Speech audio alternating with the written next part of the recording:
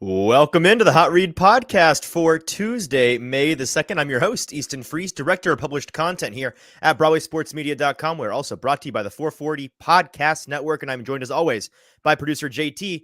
JT, the last 3 months of our lives culminated this past weekend in the draft. Do you feel depressed? Do you feel relieved?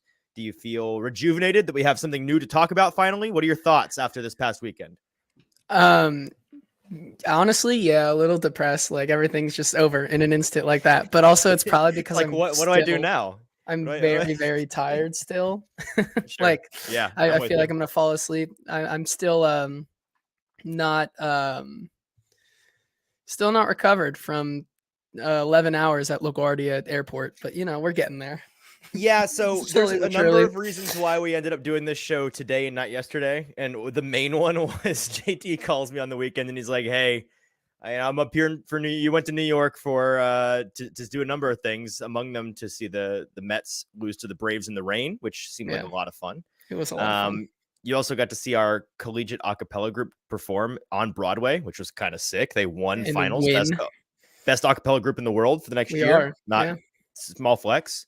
Random, I know, on a sports show, but here we are to talk about the Titans, and it's our full debrief of the draft. And JT, I've never been more daunted entering a show to just boil down all of my thoughts into an hour or so. Like, there's just so many different ways we can go about this. And I woke up this morning thinking, you know what? We've got all summer to talk about this. There's no point in trying to shove it all into one show. So let's kind of just do an overview and then we can break it down further. We will break it down further. I mentioned on yesterday's show, which if folks didn't tune in last night, we did a cut up of all of the best moments from the NFL draft live broadcast we did over the weekend, which hundreds, maybe thousands of you tuned into. I've lost count at this point. Thank you so much for joining us on those live broadcasts. It was a ton of fun watching the first two rounds with you guys, me and JT and Stoney Keeley over at Sobros Network, who, again, a huge thank you to him for joining us. He is the best. If you don't follow him or patronize his work, you're doing Titans fandom wrong. So please go and do that. He is awesome. Thank you, Caleb. This is going to be a very Easton heavy episode because I've got a lot of thoughts. And I love you too, son. If those of you that are in the chat have any questions, by the way, today we are doing another installment of one of our favorite segments, JT. It's fake questions, real answers. We are too lazy, or maybe we just don't trust people to write in the right questions that we want to answer. So we just write them ourselves. We pretend that we are the people that we are asking for submissions for a mailbag. We submit our own mailbag questions and answer the questions that we think you want answered anyways, but we want to talk about. And so we've got 10. I have narrowed it down to 10 questions today that address every element of the Titans draft that we are going to get into.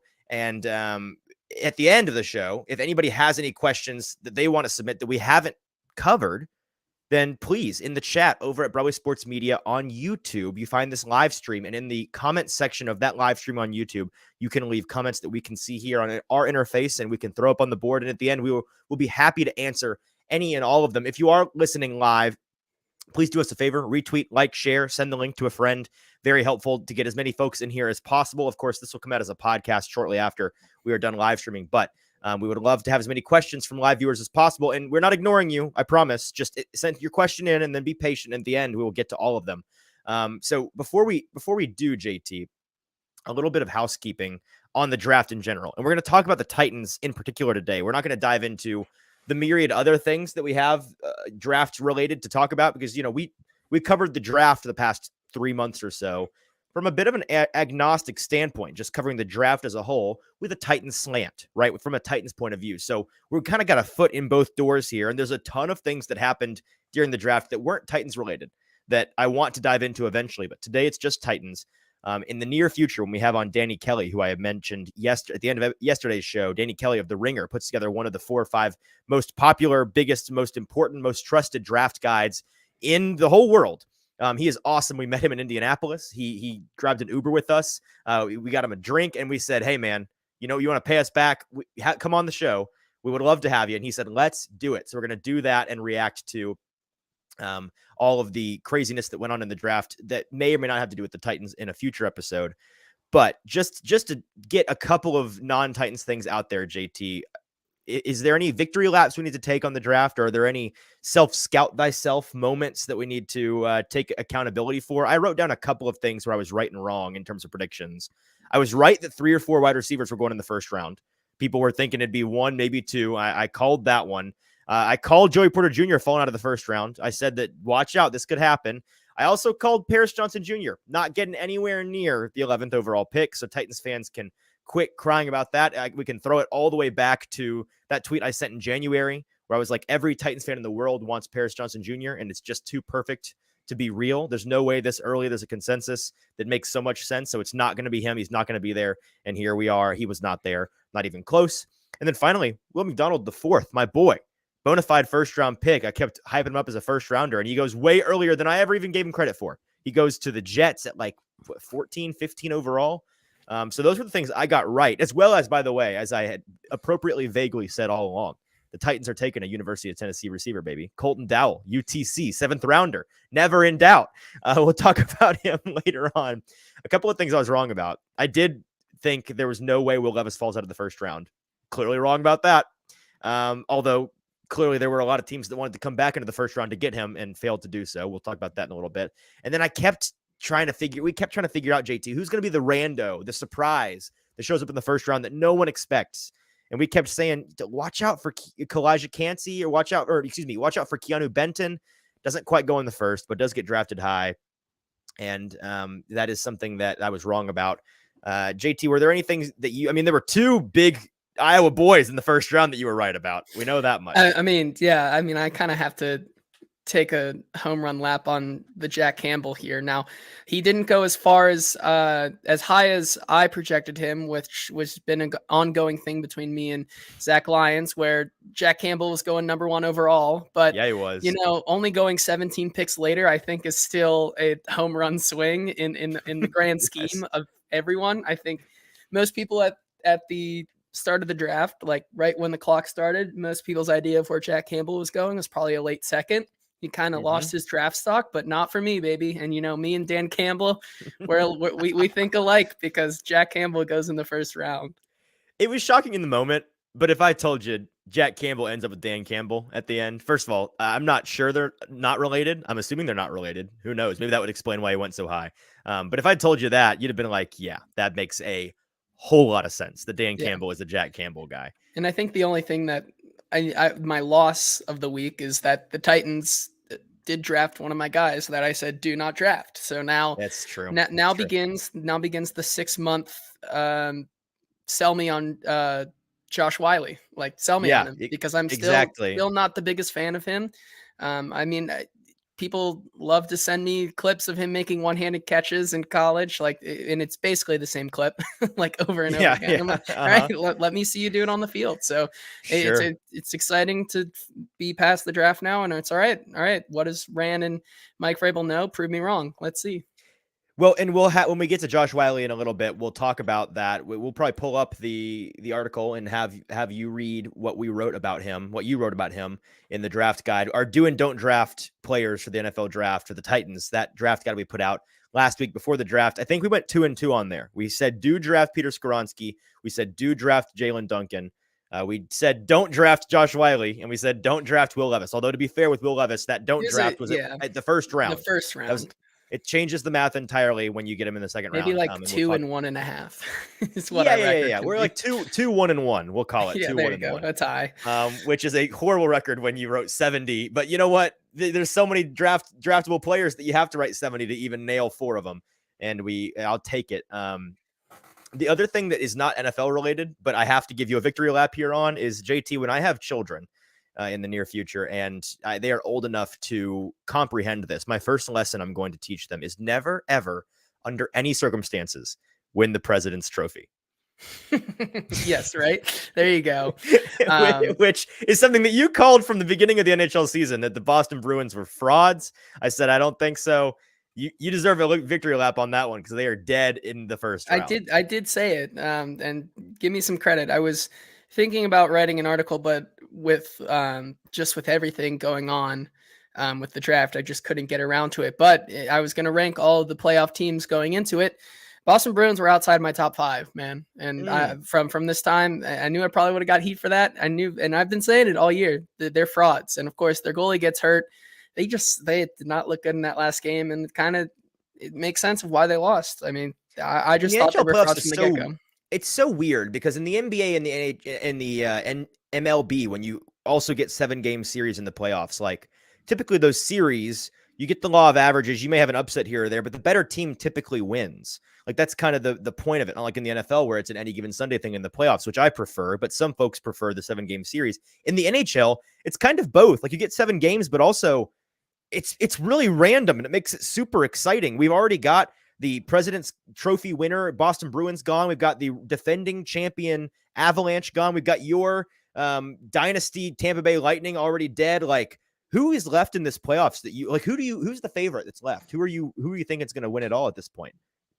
That's hard. I probably would say, yeah. I think the Oilers have a really good shot this year, man. I think it's Connor McDavid's year. I think this is the best chance a Canadian team has had to win, and they haven't won in 27 years. So if there's any year, is this supposed to be their sport? Yeah, right.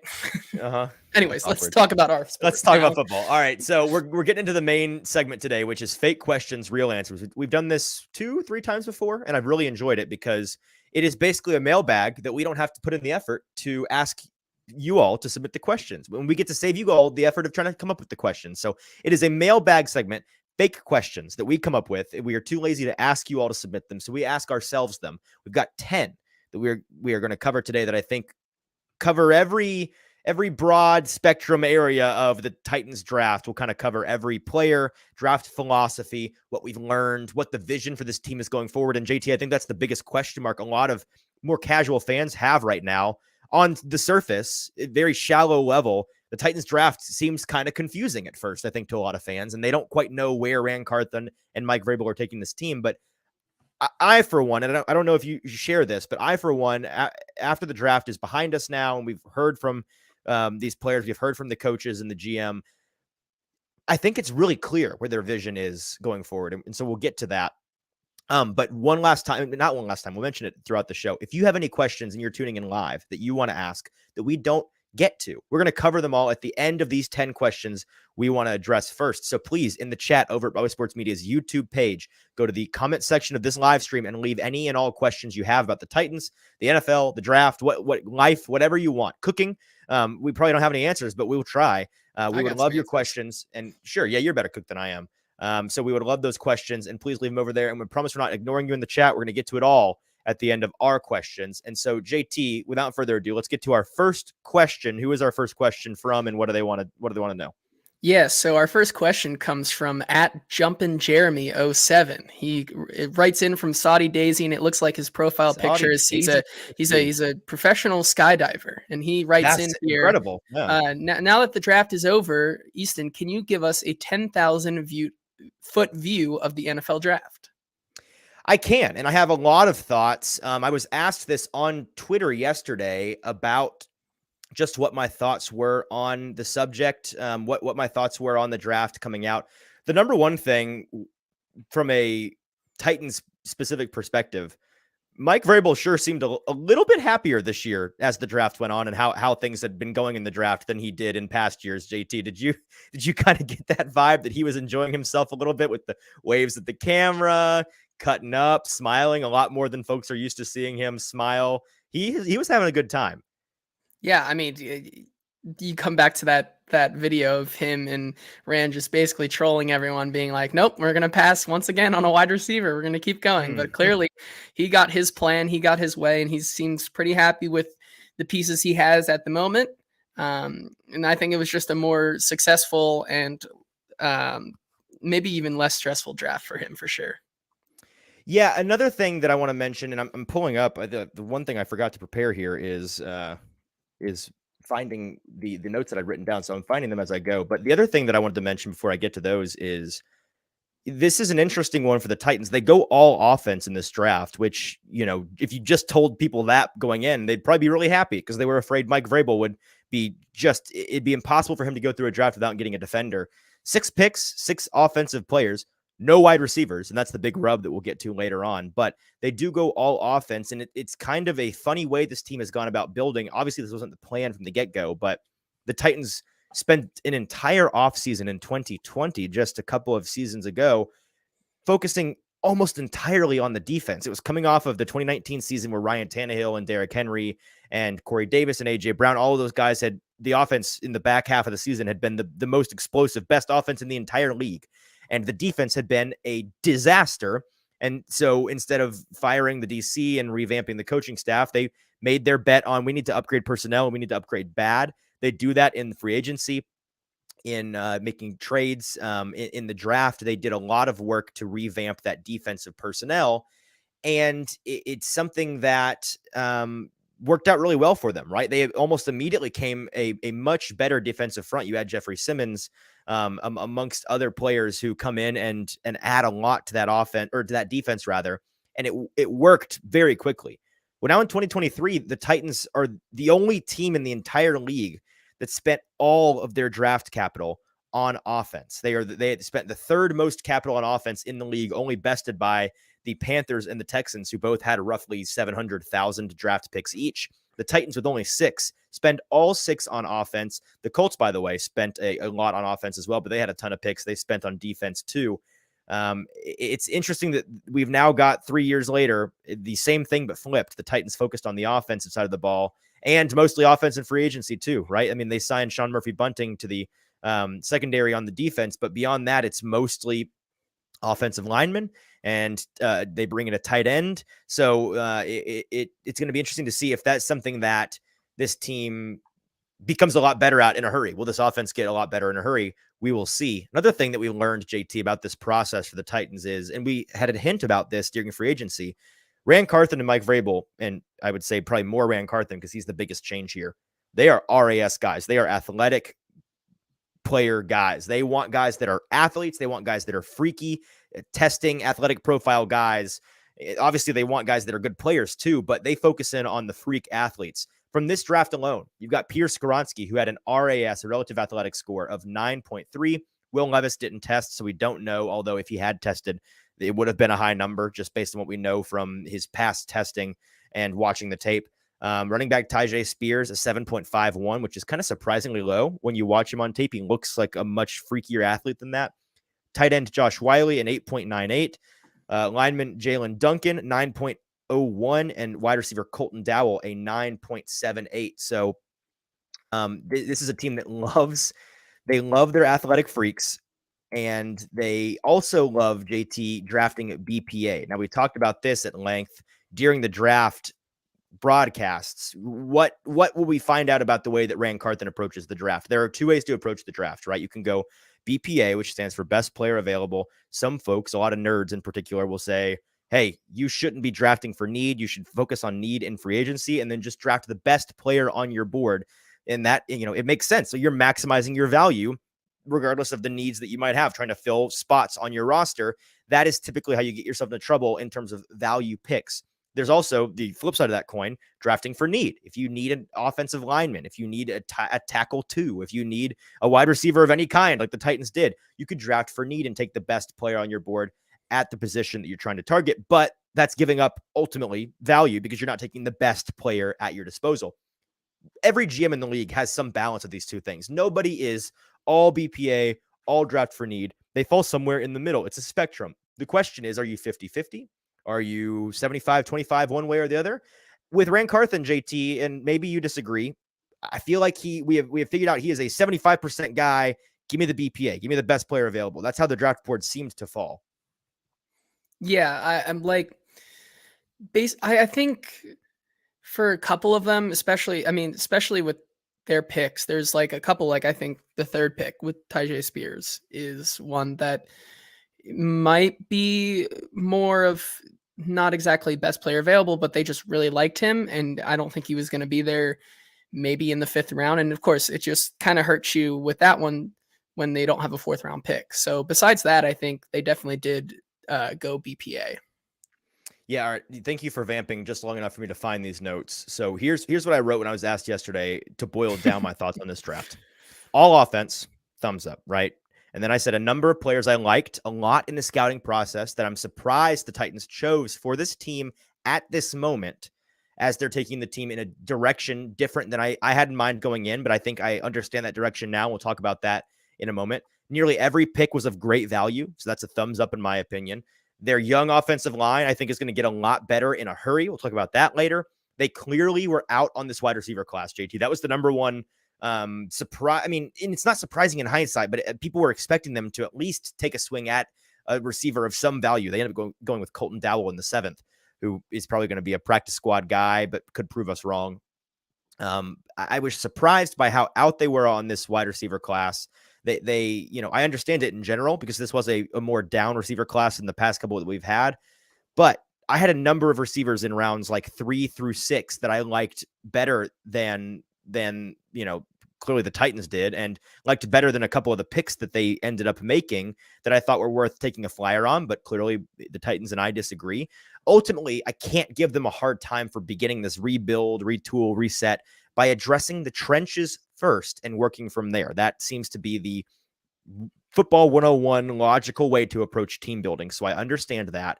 And then their vision for this team for the next 2 or so years is a lot clearer to me now, even though it was different than what I had expected or what I would have done personally.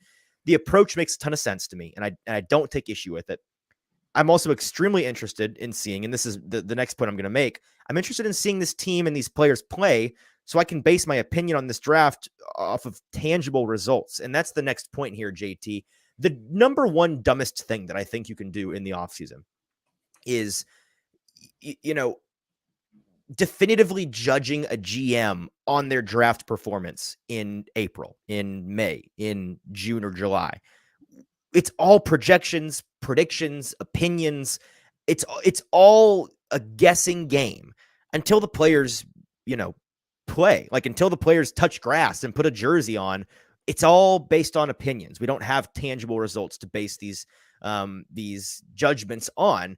So, I guess folks can keep those "I've lost faith in fire Ran, I miss John Robinson" tweets flowing, because it makes for awesome ammo to make you look like a moron in like a year or two if things work out. Because we do not know. We simply do not know. And a great indicator that was floating around the internet this past weekend was one of the many draft reports that were done on Patrick Mahomes when he was drafted. And this draft report had Patrick Mahomes, went 10th overall out of Texas Tech, to the Kansas City Chiefs. Grade C-. The analysis is calling Mahomes a project is a major understatement. He's nowhere near ready to play in the NFL, and honestly, he may never be. Between his inconsistency, poor accuracy due to poor mechanics, his tendency to bail from clean pockets, and his lack of field vision, he's going to leave as many big plays on the field as he creates. This was a risky pick. We all know how that turned out. Now, is that to say Will Levis is going to become Patrick Mahomes? No, I'm not saying that. There's a 99% chance he does not. But we don't know how these things work. And we won't know until we see them play. Shout out Stoney, I'm assuming, from the Sobos Network. The Fire Ran crowd could stand to go actually touch grass. Yeah, Fire Ran crowd, please touch grass. I'm begging you. Get off of the internet. And some fans are just determined to be upset no matter what. Like, I was talking to somebody on Twitter about how, this is the franchise, this is the fan base rather, that has been dying for 2 years, JT. Please take a swing on a quarterback. Please take a swing on a guy that could become a franchise player. And by any definition, Will Levis, a top 4 player in this draft, by any account, a first round grade, according to 95% of the draft analysts you're going to find out there. They go and do that. And then it's like, well, no, not that guy, not that one. And then we hear in the 24 hours leading up to the draft, the Titans may be in love with Zay Flowers. They may be interested in Zay Flowers. We don't know. First round, maybe at 11, maybe a trade back. And Titans fans who have been desperate and now are still desperate for a wide receiver were like, no, absolutely not. I hate Zay Flowers. Terrible value. Do not draft Zay Flowers. So these folks aren't going to be happy no matter what. They're determined to find flaws and to be upset. And it's funny how the roles have kind of reversed this year, JT. My last point on this topic is every year it feels like the Titans put together a draft class where, all of the draft graders from the national media in the aftermath of the draft say, there you go. Titans with a mediocre draft class, underwhelming, made a lot of reaches, D+ at best. And Titans fans are like, what are you talking about, man? This is like an A- B+ draft. We love this draft. And now this year, you've got fans wanting to literally burn jerseys. And every draft analyst nationally is like, hey, look at the Titans, baby. All right. Value rebuild. Yeah, right here. I mean, I literally found these two things and quote tweeted them. PFF giving the Titans one of 4 A grades on their draft. Meanwhile, there are Titans fans, volunteer fans, who are literally burning their Titans jerseys and putting it on Twitter, which is the most childish thing that I think anyone can do in sports. And so it is foolish. It is silly. And all these same people, if things work out in 6 months, will be big fans and will say never in doubt, and randomly trust. So that's just the way that things go. Let's get to our next question. Yeah, our next question here on Fake Questions, Real Answers comes from at Zalar the Fortune Teller, who comes from the great mysterious land of Hendersonville.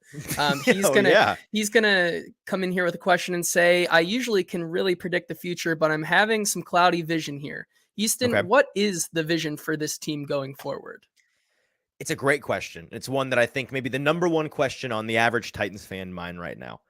What was the point of this draft? What are Rand and Vrabel cooking up in there? What are they building in there? Right? Like what are the plans for this team in the next year or two?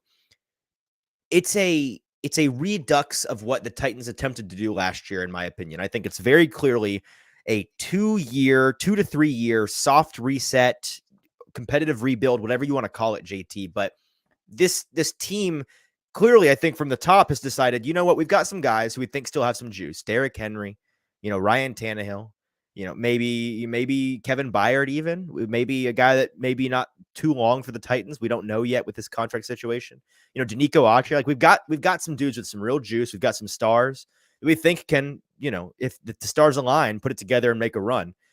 And we've just decided we don't want to do we don't want to tear it all the way down. We want to reset all the way.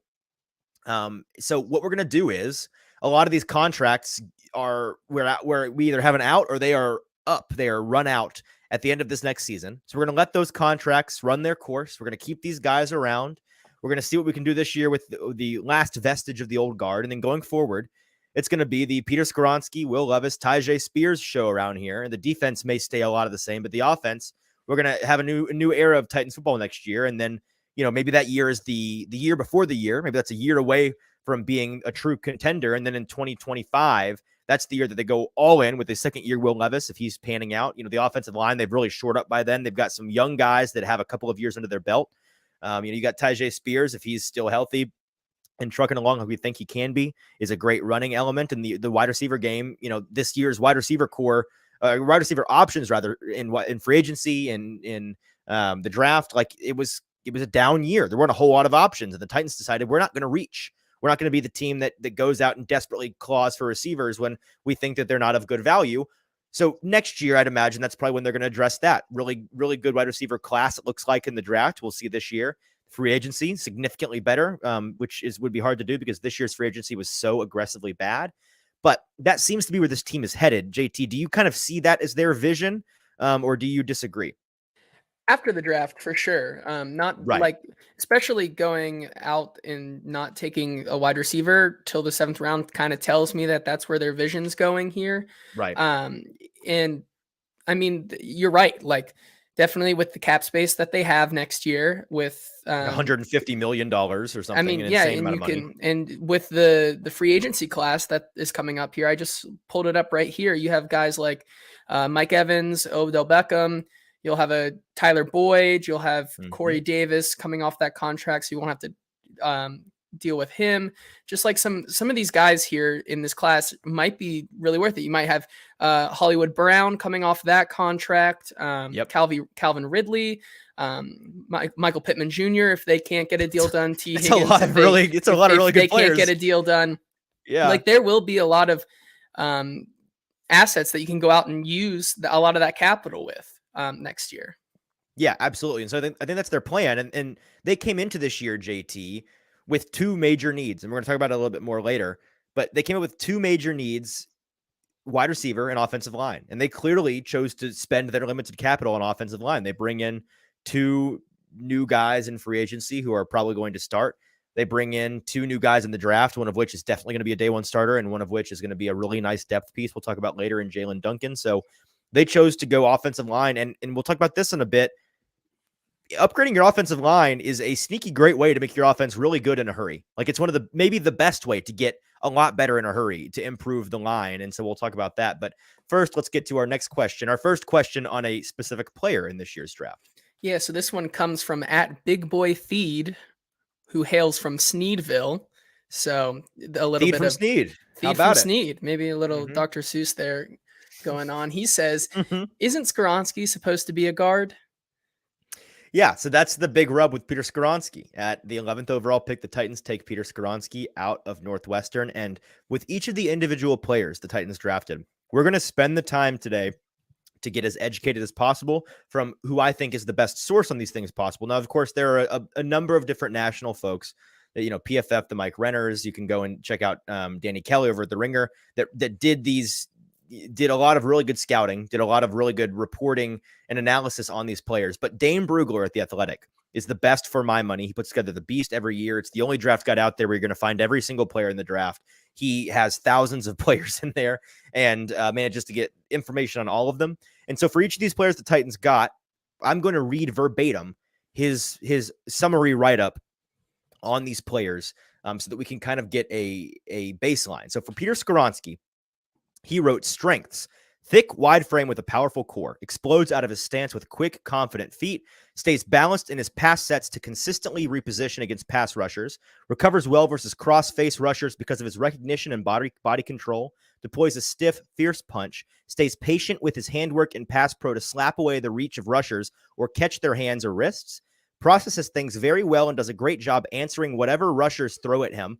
Northwestern defensive lineman Adetamiwa Adeboware said, going against that kind of guy every day in practice, it's like I'm playing chess. Excellent movement as a run blocker to short pull, long pull, or trap. Above average play strength, and he uses his body positioning to drive his blocks. Clamps down with his hands once he makes contact to control the point of attack. Outstanding finisher without sacrificing his balance. Very smart on and off the field. Finishes in the top 1% of his graduating class in high school.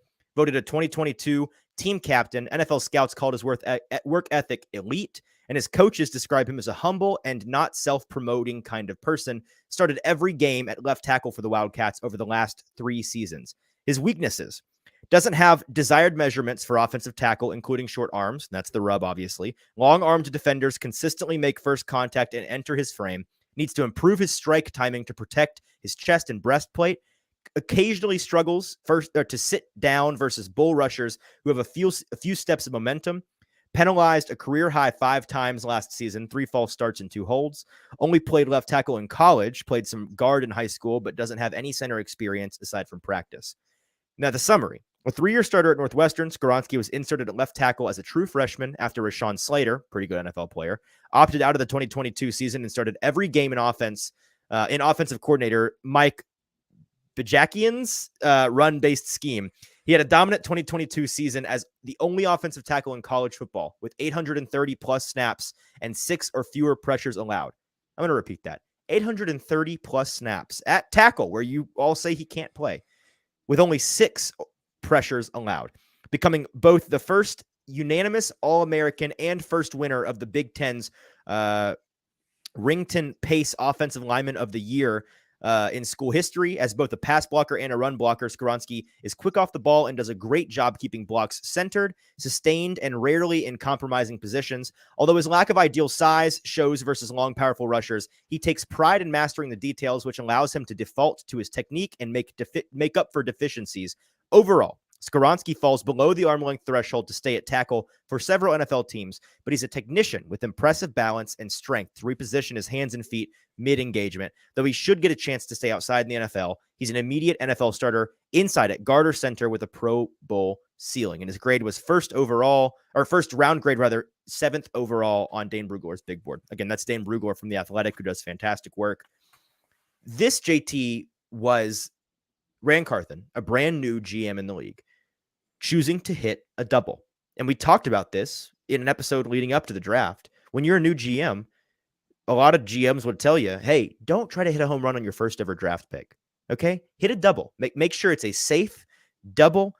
Get a guy that is going to be a winner, but you don't necessarily go for the big fish in the pond that is a massive risk reward. You go for a guy that is safe. And that is exactly what Rankarthen did. A Twitter account called Dern Sharts, which is hilarious that they'd make such a good point. But they did. They tweeted at me and said, sometimes a double drives in 3 runs, baby. And that can't hit the nail on the head any more square, in my opinion. That is the perfect way of putting it. Skoronski is no home run, for sure.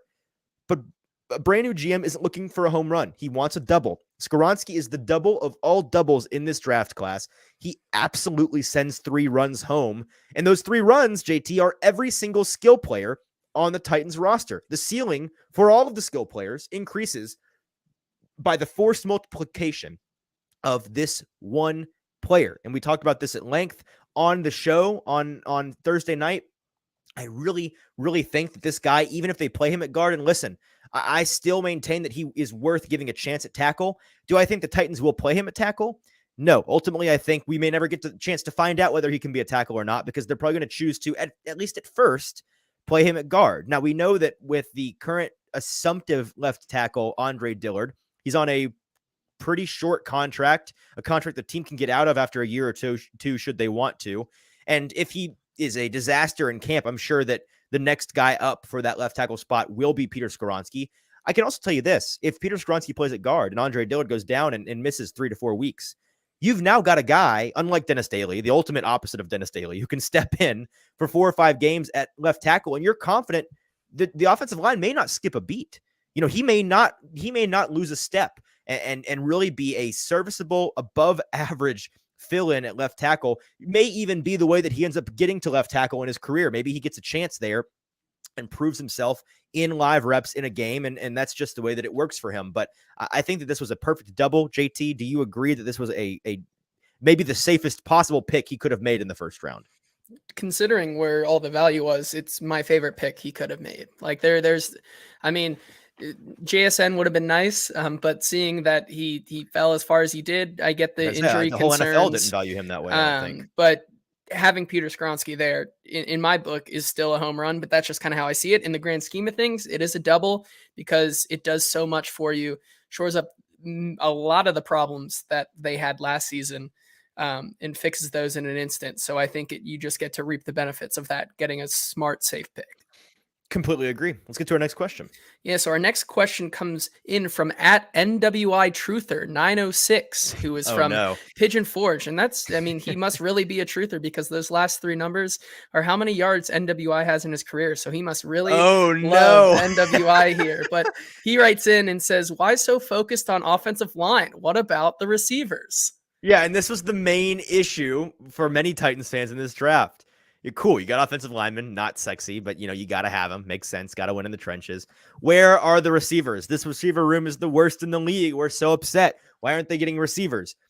On this topic, okay, this was, and I mentioned this earlier, but the Titans came into this offseason with limited cap space and limited draft capital, and they had 2 massive positions of need. They needed wide receivers, and they needed offensive linemen. They chose to put all of those capital eggs in the offensive lineman basket. Now we'll see how that works out, but I would say, based on, again, NFL team building 101, starting in the trenches, because you do in fact still win in the trenches in the NFL, is the correct way to go. You build out your offensive line, you establish a foundation.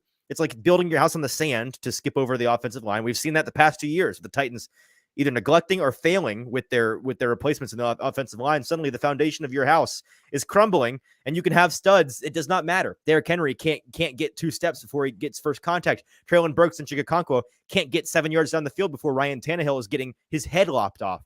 When you have an offensive line, it opens up a lot of possibilities for your team. But on the topic of this, I completely understand the disappointment with the Titans wide receiver room. It is disappointing for sure. It's a problem. There's nobody in the world that says this wide receiver room is cool. It is a serviceable NFL receiver room. We don't want to add anything to it. Okay. No one thinks that. But when you consider how they had such limited options this offseason, I just don't understand how any reasonable person can't understand choosing to prioritize the trenches, especially after the last 2 seasons of offensive line play, and especially considering the fact that this year's free agency class and the wide receiver draft pool were down by any historical metric. Do you, JT, understand them going with offensive line, or do you think that they should have prioritized wide receiver more than they did?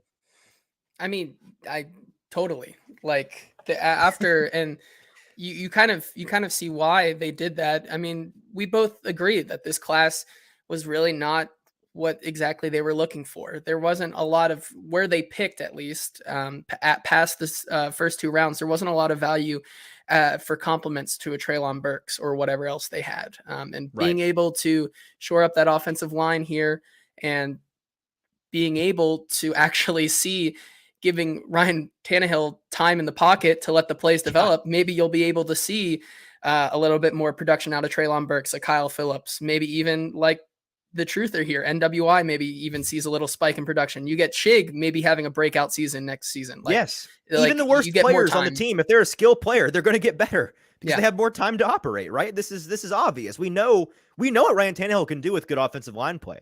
He can pass for 3,500 yards in a season and win playoff games. Like this team was scoring 30 plus points every other Sunday, averaging 30 points a game in a season with Ryan Tannehill at the helm, with Derrick Henry and with AJ Brown, who, you now have Treylon Burks, you have Kyle Phillips, you have Racing McMath if he ever pans out. And then of course, NWI amongst other guys that they could potentially bring in and could surprise folks who we'll talk about in a little bit. All of those guys, Ryan Tannehill's life gets infinitely easier when he's got time in the pocket.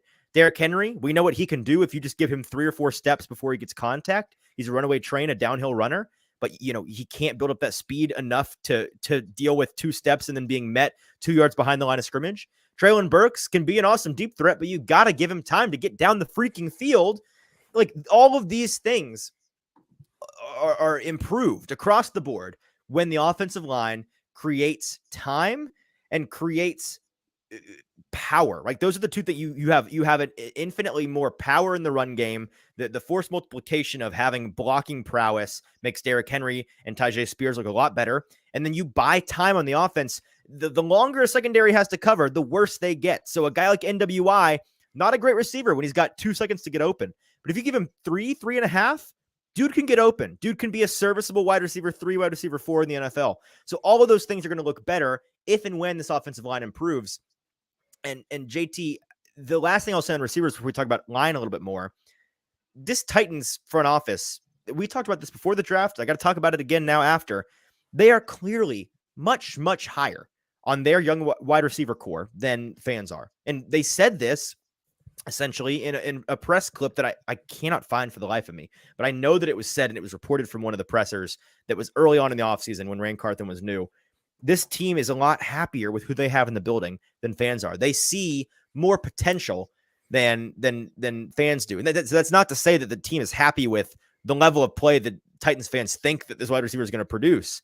They are saying they think this team is going to be better at wide receiver than fans are giving it credit for. Now, on the offensive line side of things, I did this morning because a big part of this team getting better on the offensive line is not just bringing in better players, but you bring in youth, which this line needed badly. I went and looked at the last 2 years, this year and this upcoming year, the depth chart for the Titans on the offensive line front.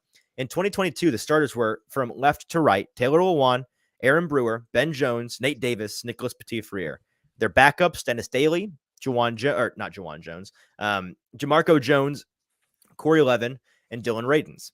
This year, the starters are presumably, and a lot of these guys can play multiple positions, so I think in camp it'll have to sort itself out. But right now, the presumed starting 5 from left to right: Andre Dillard, Peter Skoronski, Aaron Brewer at center now instead of guard, Daniel Brunskill at right guard, and Nicholas Petit-Frere at right tackle. And their backups: Jamarco Jones, Dylan Radins, Corey Levin, Roos, whose first name is escaping me, and Jalen Duncan out of Maryland in the 6th round.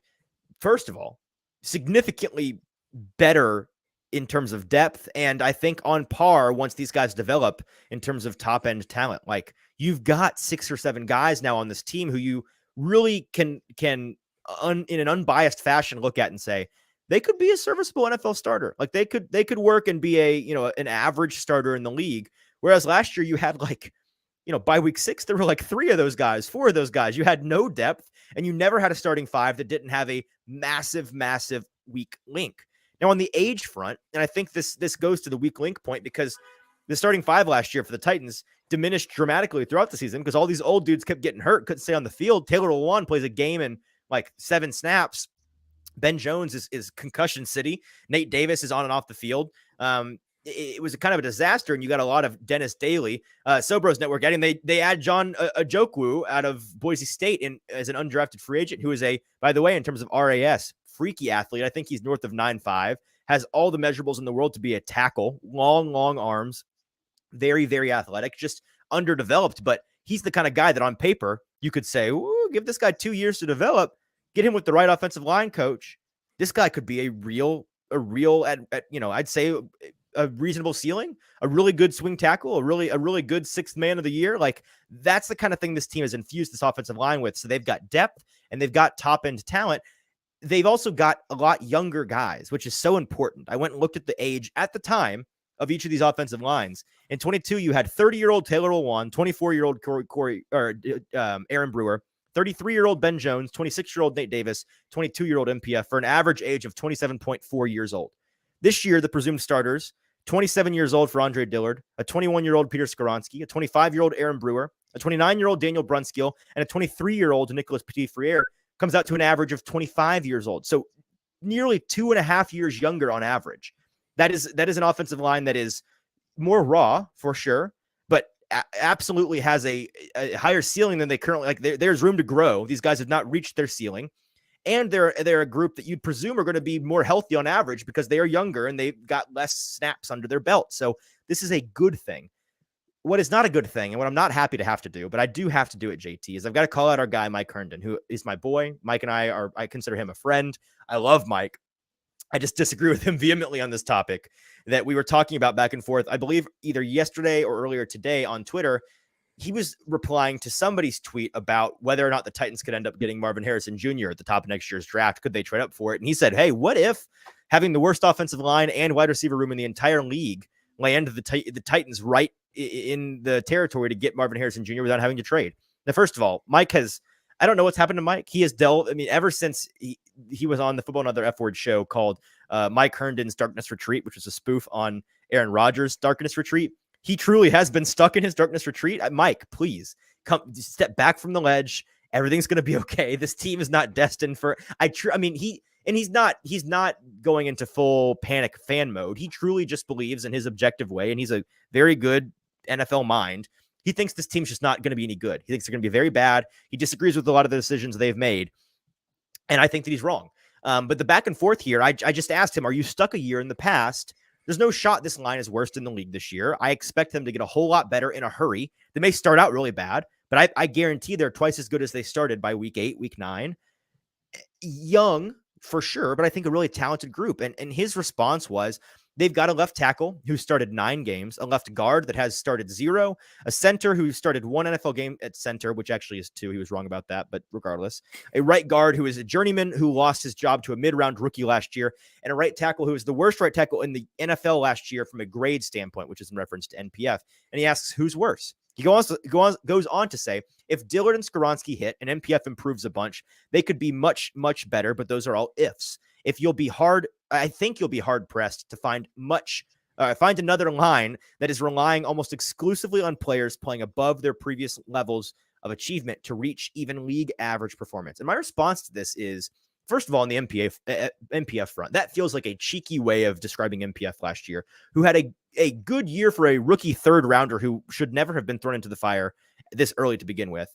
And then at the end of the year, really tailed off. And I think part of that is due to some growing pains. And I think part of that is due to, you know what else tailed off at the end of last year?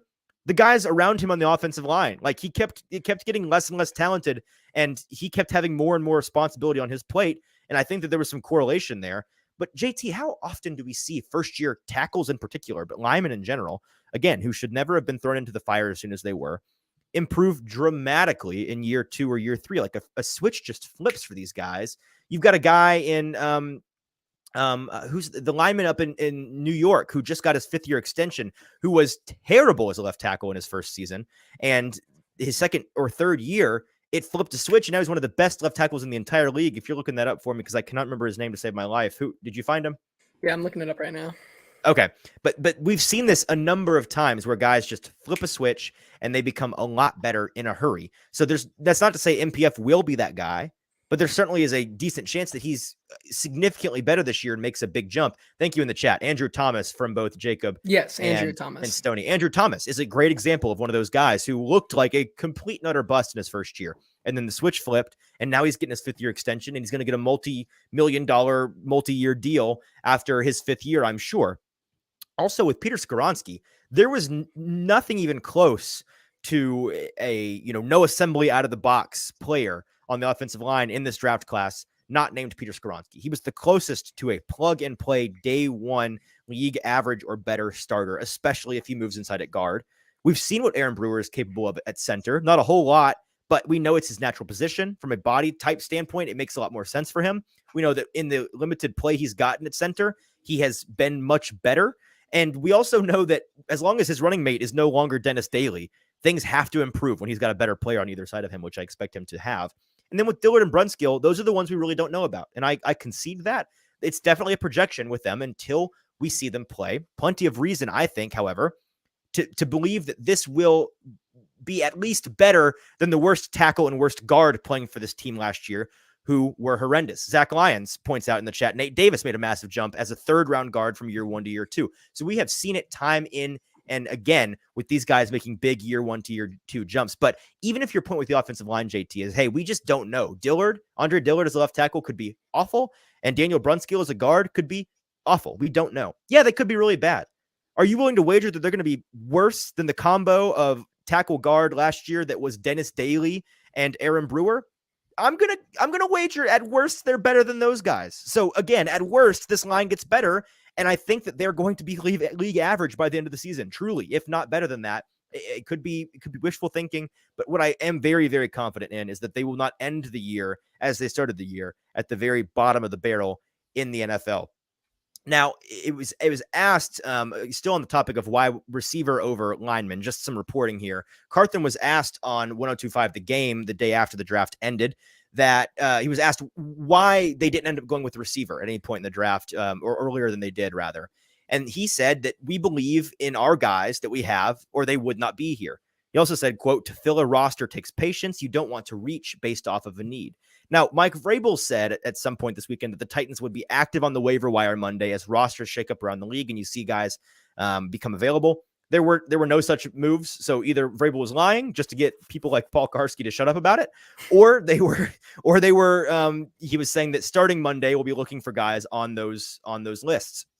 And so that's something that is fair to critique Mike Vrabel for. He said that it didn't happen, but I think we should be patient. There's a lot of months here between when they need to have bodies for camp and now. I do think, JT, they have a couple of real options this summer that they can address in free agency or, more importantly, in the trade market. We've mentioned before Corey Davis, who I know Zach Lyons is going to come flying in here and say there's no way Corey Davis comes back to Tennessee based on the way that things ended with him and things we've heard on like the Raw Room podcast where he's been vocal about not being so happy about the way things ended. I get that. I think that in terms of relationship, there may be a bridge that's burned there, so maybe not. But the Jets wide receiver room has like 700 players in it. They can't keep all of them, and a number of them are starting caliber players. Certainly would become starters on the Titans team. You've also got guys like the Denver wide receiver room. This was brought up by Marcus Mosher on Twitter.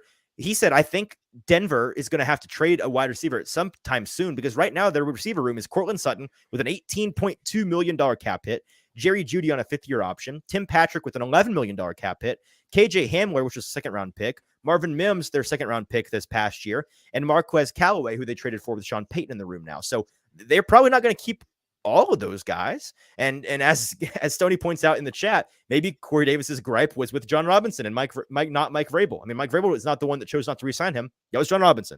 So maybe him and Mike are still tight. We don't know. So the point here is they've still got options. We've also heard from Ian Carthen, hey, there's some leagues that are ending soon that we might be looking to add some bodies for camp, see if we can get some diamonds in the rough. That's obviously mentioning the USFL, the XFL. These are guys that, you could take a flyer on and at least have a body in camp. And it made me bring back up a tweet from April 8th where I mentioned, hey, there's a guy in the XFL, this Butler kid. I don't know I forget who he was even playing for, but he was a Cardinals 4th-round pick in 2019. I think Hakeem Butler, I think is his name. 4th-round pick in 2019. He bounced around the NFL and the CFL before he joined the XFL Battlehawks this past spring. So there you go. He's just 26 years old. And when you look up his athletic testing, seems like the kind of player at least worth having in your building in August. I mean, he's got a 97th percentile height, 95th percentile weight, 98th percentile wingspan, 99th percentile arm length, 98th percentile hand size. He's got good vertical 40-yard dash, broad jump, bench press. So he's a athlete through and through. Like, he is on his RAS web almost filled in the whole thing. He's a stud athlete. Clearly, he's just not a very refined receiver. But this past season in the XFL, he's a guy that I think he led the league in touchdowns and yards. Like, he was the stud receiver in the league. So we could see something like that happen. And with that, JT, let's get to our next question. I know we are running a little bit long here, but you know what? There's a lot to cover, so it's going to be a little long. Yeah, and this one is a real question It's long. It is. And it's from, we just pulled this one straight from Jim Wyatt's mailbag here. Is that where this is from? Okay. Yes. Gotcha. And this is from a guy named Jay Goodman from Friendsville, Tennessee. And sounds like a friendly guy. Let me get ready to read this question here. Just let me get into character a little bit. Yeah. FYI to everyone, I will never watch another Titans game, and they should not be able to use Tennessee in their name. They drafted a Kentucky quarterback over Hendon Hooker, and he defeated Will Levis in a head-to-head game. Well, all of Hendon's stats are higher than Will Levi's. Yes, there's a future brand potential there. Yeah. If you can't support our real Tennessee football, then you don't need to be in Tennessee. Move to Kentucky with the rest of those losers. So thank you, Jay. Bold choice to call an entire state losers, the entire state of Kentucky. Also, I love Jim's response to this, where he says, "Appreciate the heads up, Jay. I can't speak for others, but personally, I'm sure gonna miss you. Be blessed." Which is me too, very honestly. snarky. Yeah, I'm gonna miss you so much, Jay. And I totally believe him that he's never gonna watch these guys again. I for one think that this was a joke. I think this is a normal person that has a good sense of humor that sent this in, because I just refuse to believe, JT, that somebody with a sub 60 IQ knows how to use a computer, let alone operate an email. So I just don't think that this is real.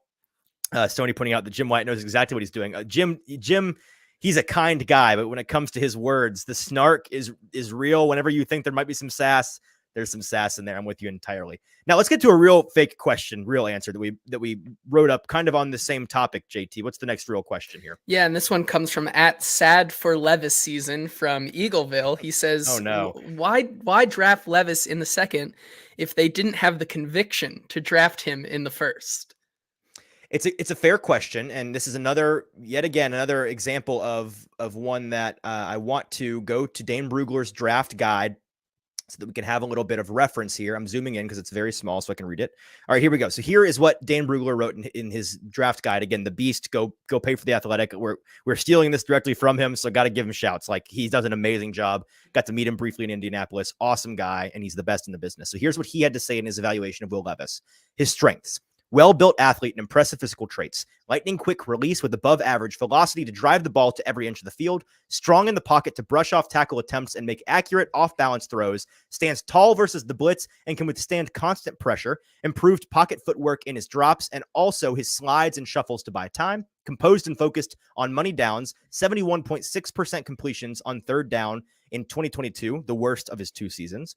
Sells fake plays with conviction to draw coverage, offers functional run skills, and is a physical finisher to routinely pick up extra yardage after contact. Extremely high pain tolerance to bounce back and play through injuries. Super competitive demeanor and not afraid to fail. His high school and college coaches speak highly of his leadership, presence, and intensity as a worker. An NFL scout said, quote, "Football is really important to him." Voted, so he's not going to be Andrew Luck. That's good. Voted a team captain in both of his seasons at Kentucky and immediately became, quote, "the guy" when he arrived in Lexington. Kentucky offensive coordinator Liam Cohen said of him, quote, "The team feeds off of him. His personality is one of which that guys naturally follow." He posted a 17-7 career record as a college starter, 8-7 versus the SEC, 9-0 against non-SEC teams. Accounted for 43 passing touchdowns in his 2 seasons at Kentucky, which ranks number 5 in school history. The weaknesses: average passing instincts, decision-making, and accuracy. Doesn't consistently trust his vision. Creates too many hitches and pullbacks with his arm and disrupts his base. Predetermines throws before reading. Will lock onto receivers and trusts the play design to a fault. needs to refine his lower body passing mechanics to keep all his movements on the same page, inconsistent deep ball trajectory, often underthrowing his target or overthrowing his target, to be fair. His accuracy is passable, but ball placement must improve to help his receivers from having to adjust. He doesn't throw receivers open and needs to anticipate windows quicker when asked to play in rhythm, holds the ball too long and takes some unnecessary sacks, especially with late to read blitz. Missed one game as a senior because of a left foot injury in October of last year, which affected him over the second half of the season. His production declined in 2022 with a new supporting cast. Now, the summary is a 2-year starter at Kentucky. Levis has a promising 21 season in offensive coordinator Liam Cohen's scheme with a 31.8 average points per game and 10 wins. However, he struggles with consistency in 2022 as the offense saw a complete makeover with Wan'Dale Robinson and multiple offensive linemen departing to the NFL and a new play caller, Rich Scangarello, taking over for Cohen, who left to become the Los Angeles Rams offensive coordinator. Physically built for the pro game, Levis is strong in the pocket, moves very well for his size, and has a powerful arm to deliver with velocity and accuracy from various platforms. However, defenses are too easily able to put doubt in his mind, which lead to forced or inaccurate throws because of his hesitancy in his game. Overall, Levis needs more reps to continue developing his read efficiency and ball placement, but he has NFL starter skills with the impressive physical tools to boot, size, arm, athleticism, and exceptional competitive toughness. Similarities with Carson Wentz should be considered both positive and negative, but he has high starter level traits and upside and is great on him, which I agree with. Number 14 overall, a first round grade. Now, before we talk about why the crux of this question, JT, why draft him in the second if you didn't have the conviction to draft him in the first? My comps for Will Levis coming into the draft, just to reiterate, the 10th percentile is Carson Wentz throwing a left-handed interception in his own end zone. Like, that's the worst case you're desperately trying to avoid. His 50th percentile for me has all along been Ryan Tannehill, and his 100th percentile, and I had a lot of debates with folks about this. A lot of you don't understand how 100th percentile works. When you're doing a 100th percentile comp for a guy, you're looking at their athletic profile and their play style and saying, what's the best case scenario for this guy? What's the best case real life example that we've seen of a guy who had this same profile and same play style, that if everything clicks, what can he become? A lot of people thought his ceiling 100 percentile were the same thing. Ceiling and 100th percentile are different in my mind. Although I think you could argue either way. A lot of people said that his 100th percentile comp was Ryan Tannehill, or I heard a lot of Jay Cutler, which you're missing the point. You're missing the point. Both of those guys, Jay Cutler and Ryan Tannehill, both had higher 100th percentile comps coming out of college than what their career ended up being. Their careers ended up around the 50th percentile, so that's missing the point. My 100th percentile comp is prime Matthew Stafford, who doesn't have to toil in Detroit for 10 years. I think that is the best case scenario for him, and we have seen Matthew Stafford, a quarterback capable of winning a Super Bowl. In fact, the second he got out of Detroit, won a Super Bowl. So certainly a guy that you would like to have on your team, and a guy that I think is certainly a franchise quarterback. And JT, I'm willing to go out on a limb and say, hey, maybe landing on the team with your perfect NFL comp, who you get to sit behind for a whole year, learn from, and develop behind, maybe that's a really great landing spot. I mean, it probably is one of the best. Like, is there a better one? Probably not, especially if you're going to probably learn from someone. To throw Will Levis in the fire is probably, and just start him at the beginning of the year would probably be the worst case scenario. But the fact that he does not have to do that is probably his best case scenario. Hingle McCringleberry in the chat pointing out, on par with Stat Padford. Ouch, that's a funny nickname. But here's the thing, and there were a number of folks who were unhappy with the Will Levis pick. Of course, it was mostly, let's see, Mr. Jones. Titans messed up by passing on Hooker. They would have doubled their fan base, instant home field advantage, upgrade, and he is a winner. All right, Mr. Jones. We're not going to address that. I vehemently disagree with you. Hooker went where he belonged in the third round as a backup in Detroit. He's going to be a great backup, going to make a lot of money and throw like 17 passes in his career and be awesome in that way. You know what, truly with Hendon Hooker, I think that he could be a Jacoby Brissett, an above average backup that you don't mind as a starter for a brief amount of time. And Jacob Sane points out that Tannehill is a bad mentor. Definitely that is something that we have to be so worried about, that Ryan Tannehill is going to just intentionally ruin Will Levis's career. a lot of SEC fans, and by SEC fans, I mean Tennessee fans, were unhappy with this, of course. A guy on Twitter who I'm friendly with. I think he's very good at his job, and I like him a lot, but he's a Tennessee fan, and he disagrees with me on Will Levis. Charlie Burris over at A to Z Sports. His reaction was, you lose any chance of drawing in Tennessee fans, you push away Tennessee fans you had, and you instantly become the laughing stock in the league. Genius, very on-brand move for the Titans. You sound upset, Charlie. I'm sorry you're upset.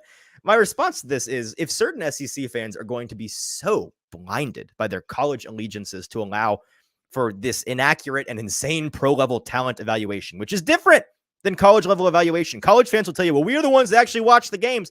That is not the argument that you think it is, man. You've watched them in college. You've not done all 22 tape analysis on them and considered, how does this game translate to the NFL? How is this going to work when they don't have a collegiate scheme or a stud offensive line or stud players around them? Like, there's a lot that goes into the transition from college to the NFL, and all you're watching is college broadcasts on Saturdays. You're not the expert you think you are on these guys. But if that's going to allow these crazy fans, if this is going to push them away, then good. Bye. Like, cool. Less irrational people in a fan base that of the team that I cover. I'm cool with that. And I don't think Charlie's being irrational. I gave him a very long, detailed answer on why I think Will Levis is a good fit. He just disagrees, and that's fine. There's room on both sides of this argument with Will Levis. We don't know what he's going to be. It's a risk with him. He was the fourth riskiest guy in this draft class of quarterbacks, which I don't know if you've noticed, drafting high draft pick quarterbacks in the NFL is typically a dangerous proposition. A lot of them fail. I also have to point this out. Actually, look around the league. If you think the Titans are the laughing stock in the league for this pick, you're in an echo chamber. You're in an SEC echo chamber, because around the league, people approve. Many even really like this move. There's a reason they're getting a bunch of A+ draft grades for their draft. It's just SEC country that thinks that he's a joke. I don't want to go into my Will Levis evaluation too much right now, just in terms of trying to break down what is good, what is bad, what my opinion on him is. We did a lot of that in the QB episode before the draft, so go listen to that. We're also going to do a Will Levis only episode where we break all of that down in the near future, so we'll do that then. I want to talk, JT, about the crux of this question. Why take him at 33 if you're not willing to take him at 11? I am exceedingly confident in hindsight, as we're evaluating the rubble of this draft. I am super, super confident that Will Levis would have been the Titans pick at 11 if the Bears hadn't gone off the board and taken Darnell Wright at 10.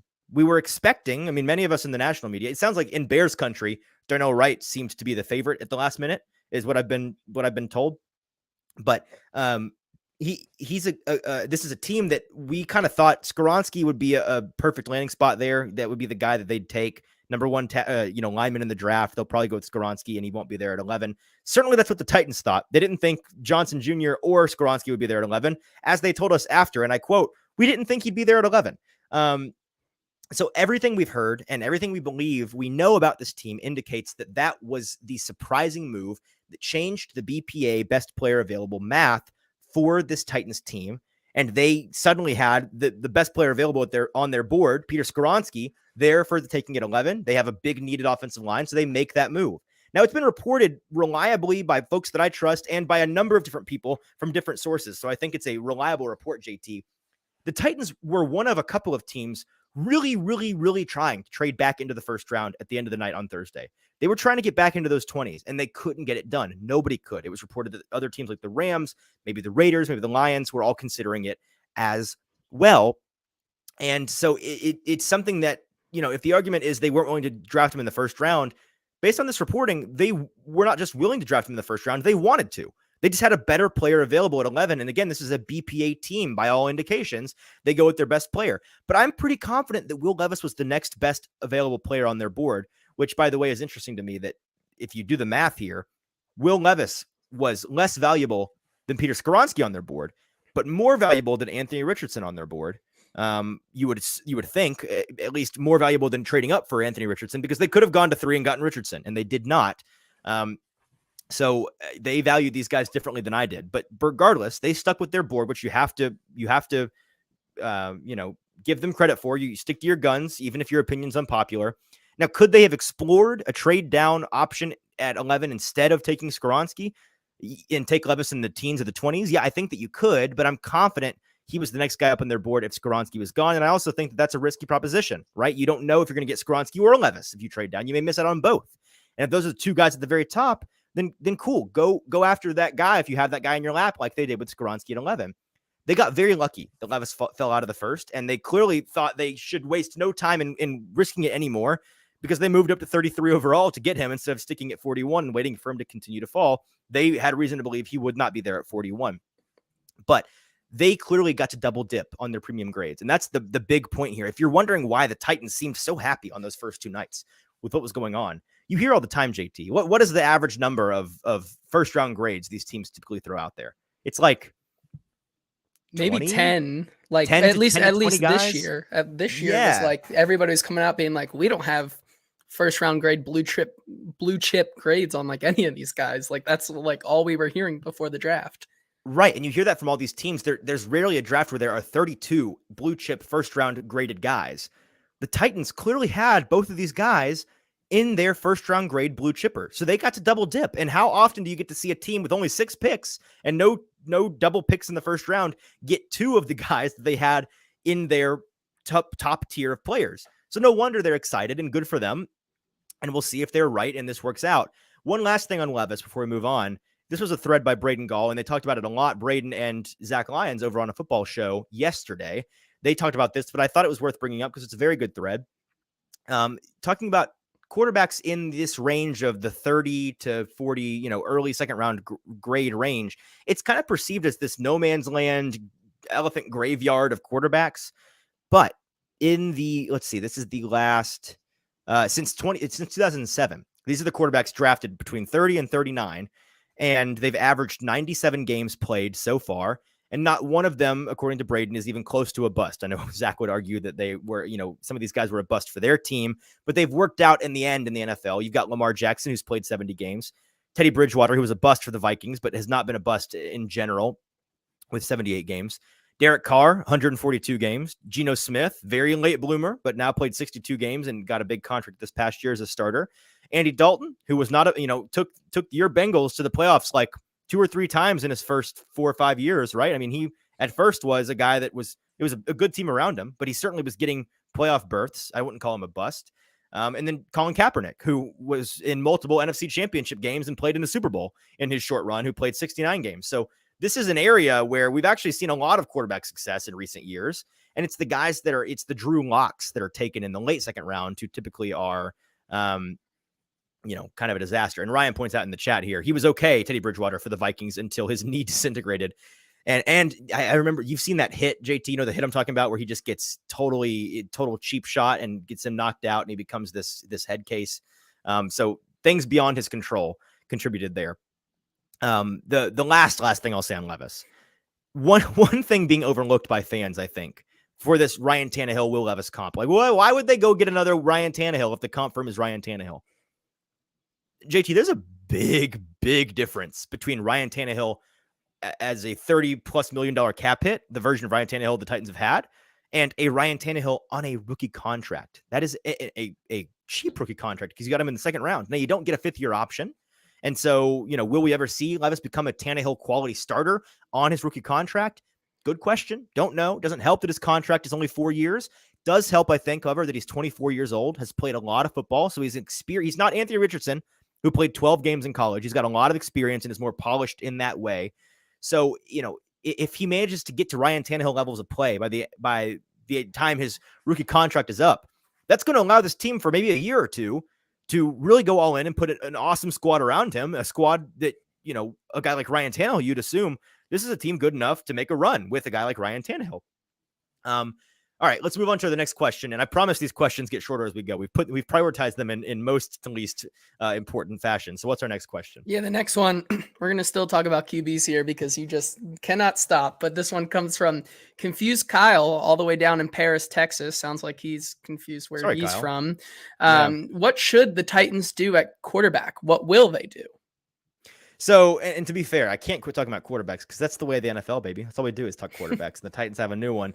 There are 3 options, and I'll keep this short. If you want more detail on this, me and Stoney Keeley, who's in the chat hanging out, we talked about this at length on the show that we posted yesterday, the NFL Live, NFL Draft Live first 3 picks cut up. And we talked about this at length, but I just want to put this out here. And folks are talking about it, and they'll be talking about it more and more as we get closer and closer to August.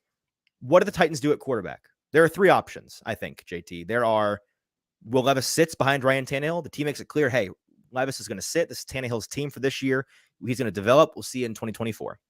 There is the opposite of that. Hey, Ryan Tannehill, we're going to make you a post-June 1st cut, or we're going to trade you away. And Will Levis, we're going to throw you into the fire. We're going to get you some reps. We're going to see what we got in this first year. Then there's option 3, which is, I think, without a doubt, under no circumstances should you do this. This is a bad idea always. You get Ryan Tannehill to start, and the idea is, well, eventually Will Levis will step in there. We just don't know when. Maybe week 6, maybe week 8, maybe week 10. And you get to do what the Bears did with Andy Dalton and Justin Fields in his first year. It became this massive controversy each and every week. Who's going to play quarterback? When should the right time for Justin Fields be? You get these confidence issues where, you put a guy in and you pull him out, you put him back in, you pull him out. Like, it's a disaster. And the old adage, if you got 2 quarterbacks, you got no quarterbacks. That is the worst possible way to go about this. I don't think they're going to go about it that way. If Ryan Tannehill is the guy and then he gets injured, that's different. But you don't plan on arbitrarily at some point switching him over, because it never ends well, I don't think. So the question is, do you go all in or do you go all out on Will Levis in this year?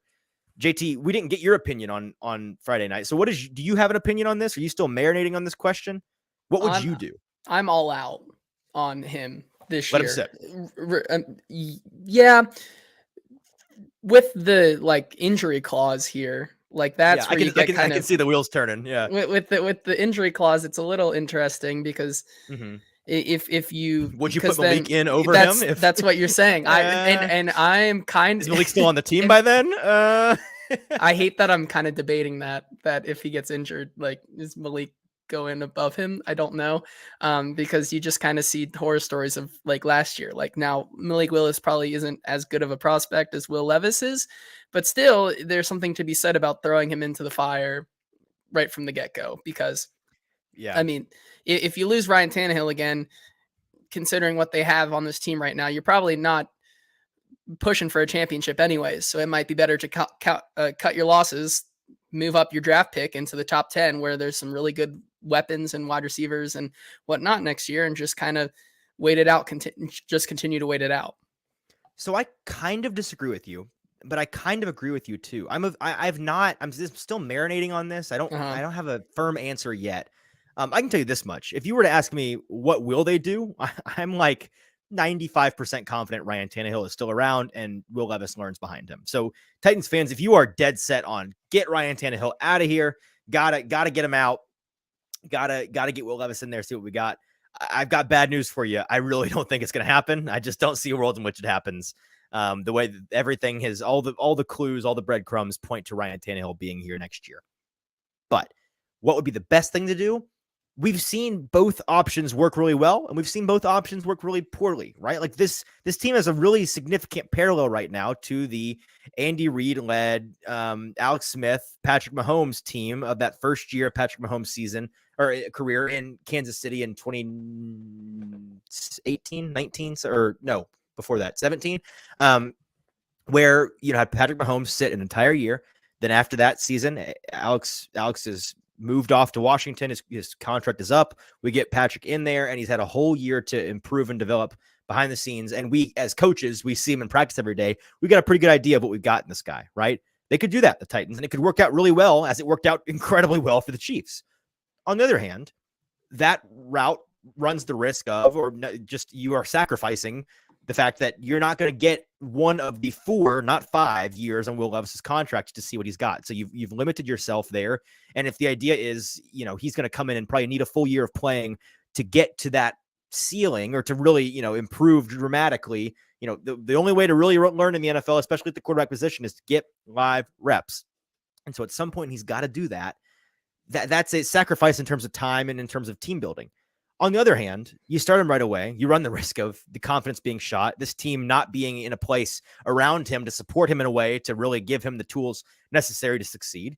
You run the risk of, Ryan Tannehill being gone, Will Levis being here, and Malik being the backup. If Levis does not work or goes down with an injury, then you're with Malik and it's a full tank. Now, with some people, that's a good thing. Some it's not. Ultimately, I think the best case scenario, I lean towards throw him in the fire, see what you've got. The problem is with Ryan Tannehill, I think cutting him is an awful option. I know Zach Lyons talked about this on a football show yesterday. That would be the worst thing that they could do from a future money standpoint, from a compensatory pick standpoint, from a getting anything in return for Tannehill standpoint. And if you cut him, he's going to be picked up in instant. There's no way he's just not in the league anymore. He's too good. He'll go to a Washington or to an Atlanta and make them a playoff team, frankly. I do think if you could get a trade partner and get some compensation back, even if it's just a 3rd round pick next year, which you don't have any longer, or, a 3rd and a 5th or a 4th and a 5th, then I think about it. I really do think about it. And I think that the ceiling here is a lot that this team and their 2022 outlook changes a ton in that scenario, right? I think Ryan Tannehill wins at least 3 more games this year than if Will Levis played the whole season. And you could argue maybe it's more like 4 or 5. I think that there's that big a difference in their first year. And it's really, I think Levis by the end of the season could be as good as Tannehill, but that learning curve, the first 8 games, they may go 3-5, whereas Ryan Tannehill may go 5-3, 6-2. So it's a debate to be had for sure what they should do. But in the end, I think it's kind of a foolish debate, frankly, because I'm pretty confident the Titans know what they're doing. And what they're doing is we're going to ride with both guys and let Levis sit. Yeah, let's move on to our next question here, which comes from @ACL Lover95 from Mountain City, Tennessee. Big ligament guy. He writes, why draft a running back of all positions and why take one with no ACL? ? So the rub with new Titans running back Tyjae Spears is the fact that it came out on draft night. Hey, this dude's got 1 less ACL than the average person, which is a 50% decrease in ACL. It's pretty significant. Before we talk about his injury, I got to read the Dane Brugler from The Athletic, the Beast. This was his write-up. This was his analysis of Tyjae Spears, just so we can get a detailed look from a scouting perspective of the strengths and weaknesses. Here are the strengths. Runs with quick feet, lateral agility, and explosive cutting skills. Sees the field well to instinctively read, slash, and flow. Regains his speed post-cut in a flash. Impressive body balance and control on his start-stop moves. Averaged 4.52 yards after contact in 2022. Whoops, I just changed the tab. Pardon me. Let me pull him back up. Where are you? This is great radio. It is. Here we go. All right. 4.52 yards after contact per carry in 2022. Stays patient behind lead blocks and accelerates through creases before pursuit can reach. Can make defenders miss in the hole with subtle hip and shoulder shimmies. Will lower his pads and keep his feet through weak tackle attempts. Comfortable chipping and flashes fight in pass pro. Per Spears, quote, "My quarterback becomes my best friend, and you have to protect your buddy." Now my computer wants to do a reset. No, thank you. Later. You have to protect your buddy. Quick hands to pluck in the screen game. Nose for the end zone and ties for the FBS lead with Pittsburgh's Israel Abanikanda in total touchdowns with 21 last year. Scored a touchdown every 13.8 carries during his career. Led the AAC in rushing yards with 1,500 in 2022 and averaged more than 6.0 yards per carry in each of his 4 seasons in college. His weaknesses: smallish frame and build with a lean lower body, tends to slow at contact and lacks the run strength to power through congestion, average contact balance, and will struggle to escape NFL wrap tackles, accelerates in a flash but lacks a breakaway gear and can be caught from behind, shows blocking determination on some plays but looks disinterested on others. His lack of size hurts his success rate on blitz pickups, his inconsistent tracking on throws over the shoulder, battled a nagging hammy injury in 2022, spring and regular season, suffered a torn ACL and meniscus in his right knee in September of 2020, requiring season-ending surgery. In summary, a 3-year starter at Tulane, Spears was consistently productive in offensive coordinator Jim Svabato's RPO-based multiple offense. After a torn ACL in 2020 and a shared workload in 21, he had an extremely productive 22 campaign, finishing number 5 in the country in rushing yards with 1,581 and rushing yards per carry, 6.90. Spears is a slippery runner with a dynamic start and stop cutting ability, patient vision, and darting acceleration, which are highlighted on counter and outside zone plays. He has the functional skills to provide value in the passing game, and he can be more dependent as a blocker and a pass catcher. Overall, Spears doesn't have desired build or run strength, but his explosive read, plant, burst action allows him to abruptly change his rush path and elude tacklers. He shows the potential for 3-down duties, although he will be able to be best fitted in a committee similar to Buffalo Bills' James Cook. And he gave him a third round grade, number 73 overall. So right around where the Titans ended up taking him at 81 overall, I believe. JT, the big news on him when the Titans drafted him was, hey, this guy doesn't have any ACLs. It came out basically right after the pick from Ian Rappaport per Rap Sheet at the combine. New Titans running back Tyjae Spears' medicals showed no ACL in one of his knees, a loss of cartilage, and arthritis. Questions about, quote, if his career can outlast his first contract rather. That's why a player of his caliber dropped to a 3rd round pick. Now, the Titans brass was asked about this. GM Rand Carthon was asked about if this came into consideration, and he said, quote, we had a really good visit with him when we brought him in. In terms of his medicals, we understood where our risk was, and we felt good about it going forward. So clearly the Titans doctors and Titans brass have decided that this is a risk worth taking with Spears. And this is something that from our guy Zach Lyons over at Football and Other F Words at F Words Pod on Twitter. Spears tore his ACL in 2015 in high school, and then again in 2020 in college, same ACL. Here's an example, JT, of a college player who tore his ACL twice in college, was drafted at the 65th overall pick in the 3rd round, and played for 16 years. Can you guess who this running back might be? The clue is he played for 16 years. Who's a long running back? Just recently retired. Spent a long time with the Niners. Oh, Frank Gore. Frank Gore, baby. Frank Gore. Same ACL twice in the same leg in 2002 and 2003, and then went on to have the career that he had, which is a borderline Hall of Fame career. So it's not impossible to have a long and prosperous career with no ACL in one knee.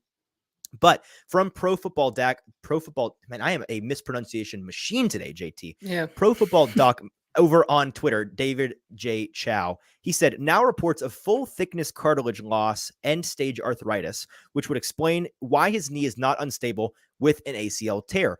Arthritic knee with bone spurs are rarely unstable, can play in the NFL, but may have a very short career. Before I give my thoughts on this, JT, your father is a doctor of this area of expertise. You asked him about this and got a response from him, correct? Yeah, so I asked him, I basically told him, he said he fell to the 3rd round because he basically just doesn't have an ACL, loss of cartilage and arthritis in the knee. And I said, with that said, do you think he could play more than 3-ish seasons? And the response I got was, depends how bad the arthritis is and if the knee is unstable, which clearly, apparently, with his certain condition, it looks like it's more stable than unstable. But he was shocked that he went as high as he did in the 3rd round. He says 3 to 4 seasons at most, because then the arthritis becomes a serious concern. Right. So it is a concern in terms of his health, for sure. I'll say this, JT. The wailing and gnashing of teeth that we've gotten from Titans fans over this was very predictable and I think very ridiculous. First of all, watch the tape. It's not a hindrance, obviously. If you watch last year, there's nowhere in his tape where you're like, is that guy missing an ACL? Like, that's not a thing that you think when you're watching the tape. Number 2, it sounds like his career may not last long. That's a bummer. But number 3, JT, I've been reliably informed by the nerds and the NFL as a whole, giving a second contract to a running back, typically a really, really bad idea. Usually doesn't work out for you. Not the best. So if you're telling me this guy's going to be electric for 3 or 4 years and then maybe fall off a cliff, great. Perfect. Awesome. What's the concern here? Why are we upset? Go watch the tape of this guy. JT, injury aside, you and I loved this guy coming into the draft. He's an electric factory. He was our wide receiver 3. I mean, we loved him. Running back 3, but yes. I mean, you said wide receiver, but not to mean, I mean, subconscious still wanting receivers. Yeah, exactly. Right. But like, if you go and look at like what the routes he was running at the Senior Bowl, I mean, the dude could run routes and he will be used in that game. I think a lot of people have been him transporting. I mean, he just teleported away from this dude. Go find it on our Twitter account. He's a stud. Yeah, he definitely, like, I get the comps to, he's just going to replace the Dontrell Hilliard role. But like, Dontrell Hilliard is not as good of a pass catcher as Tyjae Spears is going to be. He's going to add a whole new, not the ceiling, a whole new dynamic to the offense here. And it's going to just improve what they already kind of were building on with the receiving game for running backs. But of course, now you probably have one of the top 2 guys in the class to do it. I think Hilliard is a pretty good comp for Spears, except I think Spears just has a higher ceiling and is better at everything slightly than Hilliard is. And first of all, Hilliard's not going to be available. So like they need it. People are wondering like, why draft a running back? That was in this question. Why draft a running back? You got Derrick Henry. Behind him, you got Dontrell Hilliard, who tore an ACL mid to late season last year. You don't know what he's going to be when he comes back. You don't know when he's going to come back. Then you've got a bunch of last year. The nasty nut, baby. Yeah, the nasty nut, Julius Chestnut out of Sacred Heart University. Practice squad guy. You don't want him seeing the field, but he's electric when we do. We love him as a meme. And then the rookie last season, who's I'm completely blanking out of Michigan. Shoot. Help me out here. Yeah, I'll go look it up. I'm completely blanking on the guy. That's how forgettable he was, frankly. He had a really, really, really bad year, and he showed a bunch of he's not Hassan Haskins. Yeah, he's not shown a lot of flash, or he's not really shown a lot of detriment to the team either. He's just meh. The point is, you don't want him being the backup option. You don't want him being the third down guy. And at this point in Derrick Henry's career, he's a liability on third down. You don't want him out there on third down. You do want a Tyjae Spears out there on third down. And that's why I'm not sure you could build in a lab a better complementary back to Derrick Henry than Tyjae Spears. He's going to be the guy on third down you can put in there, and you have all of these secret, element of surprise at your disposal. You still don't know as a defense, is this team going to throw? Are they going to pass? Are they going to or throw and pass? Same thing. Are they going to hand the ball off? You have all the opportunities to pass to the running back, use him as a blocking third down back, use him as a runner on third down with Tyjae Spears in the game. And that's why I think for 3 or 4 years, Titans fans are going to really, really love this guy. My only question is he wore 22 in college. Is that number taken for the Titans? Are we sure that that's available? I'm kind of thinking that's sure maybe he taken. Could probably find a way to get it though. Yeah, I'm sure Derrick Henry is really looking to give up the 22 number. All right, let's move on to our next question. Yeah, our next question here is going to come from our good friend at Titan Tim 7 from Pulaski. Good to hear from you again, Titan. He says, Josh Wiley, you rarely talked about him, and when you did, it was a bad fit for the Titans, JT. You like to make fun of me, now I'm going to make fun of you. What's the deal with Josh Wiley? So let me first read the Dane Brugler report on Josh Wiley, and then, JT, while I'm doing that, go ahead and pull up our draft guide, because I want you to read what we wrote about him, which I agree with you in the draft guide. And in terms of picks by the Titans in this draft, this is the one that confused me the most, the one that I'm not sure I'm in on the most. But here's what Dane Brugler had to say. Strengths: good-sized athlete with a tapered waist and projectable frame. It's kind of a weird way to start, not sure. Tapered waist. Okay, all right. Gliding mover with above-average speed. Read his triangle, will, corner safety, well to uncover on option routes. Loose-hipped with the body control to extend and adjust to throws outside of his body. His catch radius gives him an advantage on end zone fades. Willing blocker and showed improved control as a senior compared to his underclassman tape, especially as a stock blocker. Doesn't have great sustain, but will throw his weight around into linebackers to slow them down. His senior season was the first time he maintained a weight of 250 plus pounds. His coaches say he went from an immature kid who needed direction to an accountable senior captain who grew up each year on campus. His 15 career touchdowns is the most by a tight end in Cincinnati team history. Weaknesses: shorter arms than expected for a player his size, solid hands, but his trekking focus comes and goes, especially on the move, drags, crossers, etc. His over-the-shoulder skills on fades are unpredictable, inconsistent finisher in traffic, and struggles to match the physicality of linebackers and safeties, upright route runner, and needs to improve his stem footwork and balance to better explode out of breaks, does not break tackles, fits his body, but his technique falls apart when attempting to sustain. Injuries have been an issue for him, suffered a fractured collarbone during fall practice in 2018, requiring surgery and forcing him to redshirt, missed most of 2019 with several nagging injuries, including an ankle injury, suffered a Liz Frank injury on his left foot in the final minutes of the Cotton Bowl in the loss to Alabama in December 21. Mediocre production, and his best numbers came in 2020. In summary, a 3-year starter at Cincinnati, Wiley was an F tight end, mostly boundary, and part of a rotation in former offensive coordinator Gino Guidugli's. Why are all the offensive coordinators so hard to pronounce today? Gino Guidugli's spread RPO offense. And there you go. Spread RPO offense is kind of a common theme so far that we've been hearing these Titans drafted guys. from a college to NFL perspective. A Cincinnati native, he passed on SEC and Big Ten offers to play for the Bearcats, although he wasn't a focal point in the offense and never reached 400 receiving yards in a season. After playing at 230 pounds as an underclassman, Wiley sustained 250 plus pounds as a senior, and the improved ball strength and toughness showed in his blocking. Though he has outstanding speed and body control for his size, he doesn't break tackles, and his ball skills as a receiver are inconsistent. Only 62.7% of his targets in 2022 resulted in a reception. Overall, Wiley has a triangle number, height, weight, speed, and blocking upside that NFL teams are looking for, but he doesn't consistently play up to his testing numbers, and his receiving tape leaves much to be desired. With improved catch point skills, he has the traits to be a rosterable wide tight end in the NFL. He has a 5th round grade on him, which I believe is where the Titans, or no, 6th round is where the Titans took him. No, 5th round. So they took him in the 5th round, where he was graded by Dan Brugler and where we kind of had him. JT, we named him as a don't draft player in our draft guide, and there was one big reason for that. Do you have that pulled up, and can we read that? So what I wrote about Josh Wiley is I said, Wiley is a great run blocker, posting a 69.5 PFF run blocking grade in 2022, but the pass catching ability is suspect. Wiley had a 28.6% contested catch rate, which is pretty poor amongst all tight ends this past season. And my point was the Titans do not need 2 Jeff Swains. And of course, everybody's coming at me on Twitter. Jeff Swaim's not on the team. Yeah, guys, I know Jeff Swaim's not on the team. Okay, the point is another Jeff Swaim. They don't need another Jeff Swaim. We have Trayvon Wasco and now Josh Wiley, 2 guys who are really good at pass blocking, but besides that, do not shine in the pass catching ability part of their game. And of course, with a tight end class that was chocked full of guys who are able to catch passes really well and be super productive, Josh Wiley is not my first pick. Now, of course, Josh Wiley showed up in our 3rd roundup of guys not to draft. So, of course, drafting him in the 5th, you could probably see it. Still, the big point that keeps coming up, Chig goes down.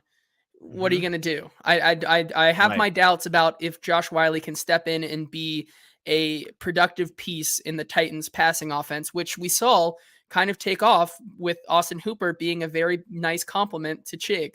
I don't know if Josh Wiley can be that compliment to Chig now. And that's really the thing. We didn't dislike him as a player. The problem is we saw him more as a Trayvon Wesco, and they already have a Trayvon Wesco. So it was you're looking for a guy that can do it both. You need a tight end too that can be a receiving and blocking threat. I think pretty clearly the Titans see him as that, and they think that they can get more out of him as a receiver than was gotten out of him in college. And so it's one of those things where we disagree with the Titans' evaluation of him.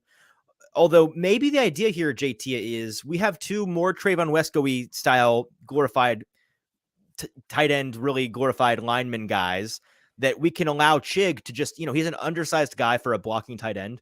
Maybe this will just allow Chig to not have to worry about blocking at all. We can just use Chig as a glorified receiver. He can be our Travis Kelce, right? You can be our Dalton Kincaid, where he's somebody that we just use as a glorified tight end that is really a wide receiver 3 in our scheme. And we've got 2 solid blocking tight ends behind him. Maybe that's what they're going for. I don't know.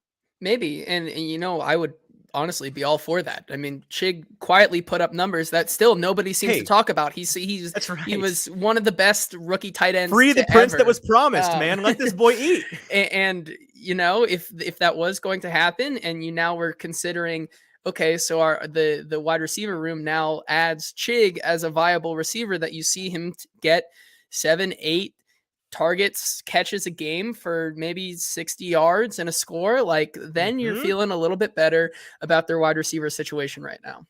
Right. If the deal here is we needed 2 guys that could block so we can let Chig eat in the passing game, I'd take that deal. I'll take that deal. Damn good deal. I take that deal. So I understand it from that perspective. But in general, if they're looking for a tight end 2 that can do both things, and that's what they think they can get out of him, more passing upside, I'm with you, JT. Gonna need to show me that one. I don't see that one, boss. Let's move on to our next question. Yeah, we have 2 questions here with our 2 draft picks that are left to talk about here. Last 2 questions. All right. This one comes from @Levin and Brewer Fan 97 from they had their location rare services breed. on.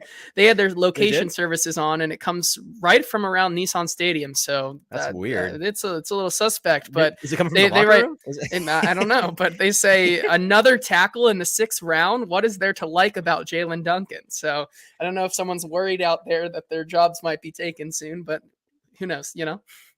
What is there to like about Jalen Duncan? The answer is a lot. So let's go through Dane Brugler's draft guide here on Jalen Duncan, who he had as a 4th or 5th round grade, and the Titans got in the 6th. Of all the value picks in this draft, Duncan may be my favorite because I think that the value on him is really, really, really high. How often do you see serviceable potential future starting tackles or really good swing tackles gotten in the 6th round? Typically, tackle production comes in rounds 1 and 2, and then to a lesser extent 3 and 4, and then it's a massive cliff. But here's the write-up on him. Strengths. Impressive athletic gifts with a tall, moldable frame, from Dane Brugler's The Athletic Beast, by the way. Has the lateral foot quickness and patient handoff to cut off arc speed unstressed. Loose in his movements to quickly reset and respond versus spins and shakes. Flexible hips to adjust once he latches to prolong engagement, improves understanding of blocking angles, effective catch technique on kickouts, mobile blocker to execute challenging move and reach blocks and various pulls. When he stays under control, he looks comfortable picking off and burying linebackers in space, a 4-year starter in college with 39 starts. Weaknesses: upright pass setter and struggles versus length and power, wide, tardy hands, often giving up his chest and allowing rushers to bully him, struggles to counter versus long arm techniques who attack his body, his balance and footwork fall apart when attempting to recover, his poor leverage negates any power, below average fire into his blocks and not a drive finisher, underwhelming strength in his hands and grip, easily reaches the 2nd level, but below average connect rate and has too many missed assignments in the run game, finicky motor and doesn't always fight through the whistle. His compete levels fluctuate from snap to snap, lacking the finishing aggression coaches desire. From one NFL scout, quote, "You have to push him, keep him motivated." Flag magnet in college, drawing 20 penalties over his final 2 seasons in college. Was a left tackle only in college and doesn't have experience at any other positions. Suffers a concussion during the Senior Bowl this past February.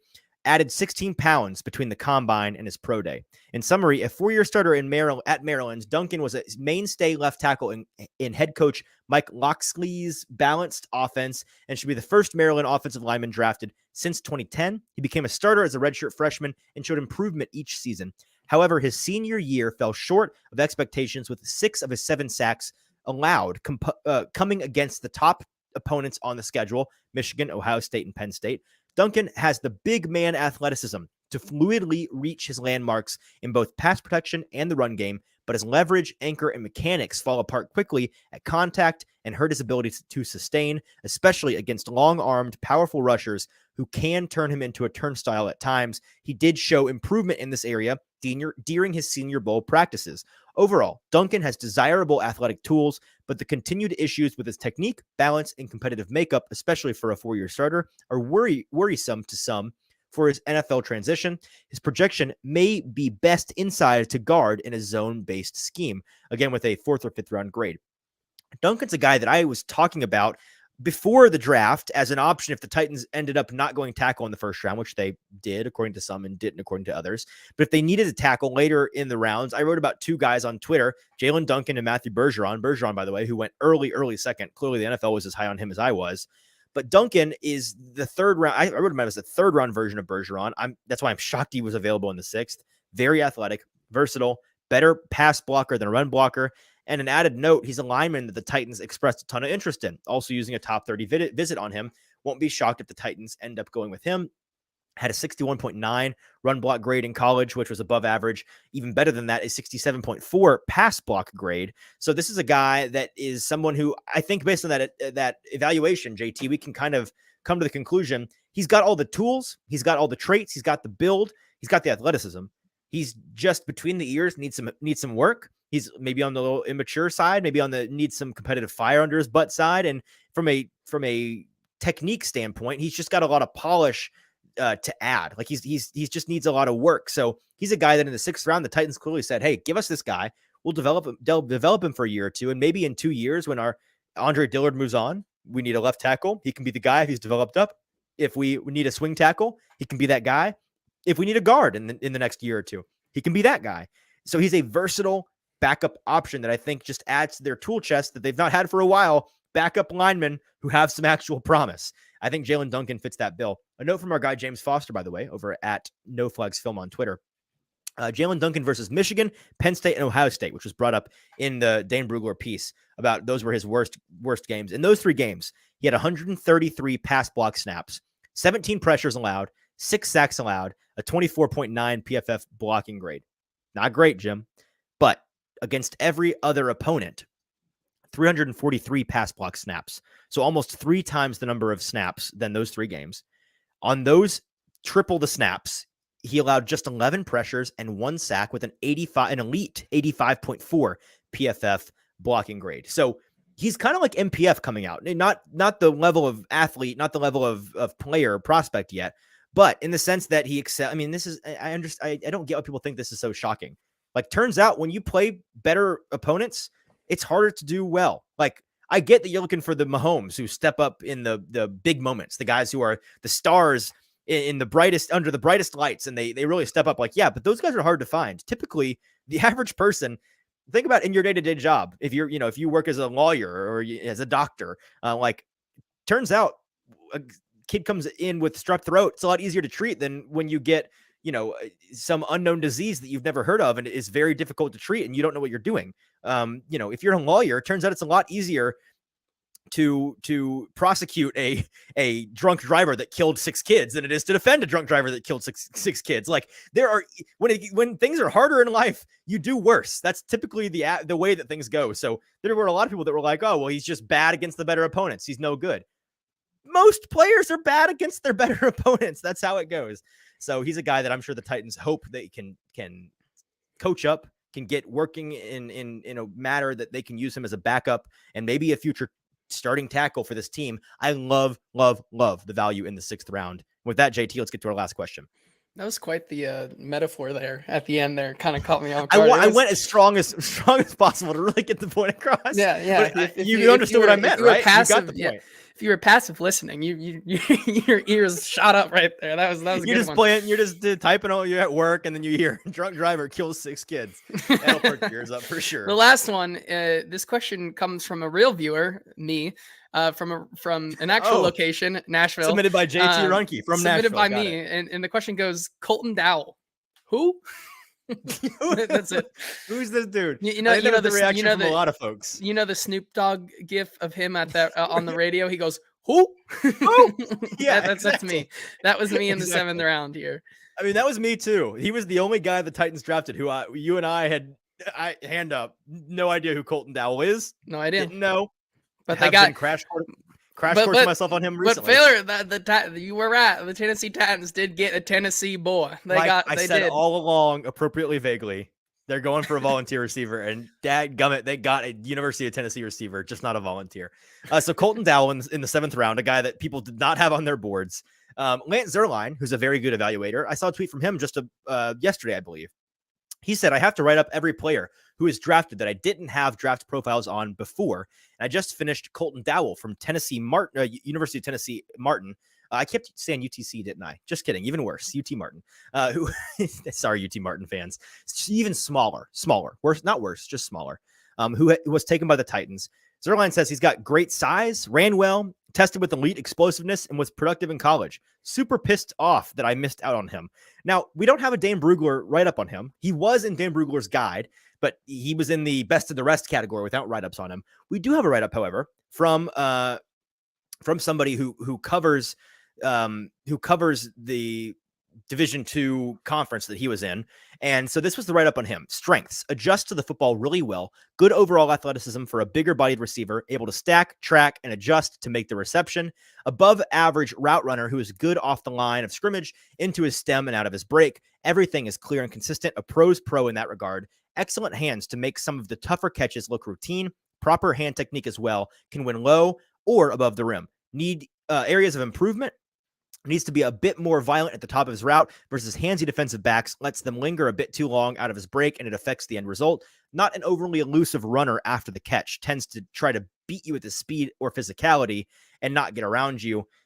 He ended up giving him a 77 overall grade. His career accolades: 2023 College Gridiron Showcase, a 2-time first-team All-Ohio Valley Conference player, 2-time second-team All-Ohio Valley Conference player, UT Martin's all-time receiving leader in receptions. His career stats: 177 catches for almost 2,800 yards, 15.8 yards per catch, and 19 receptions.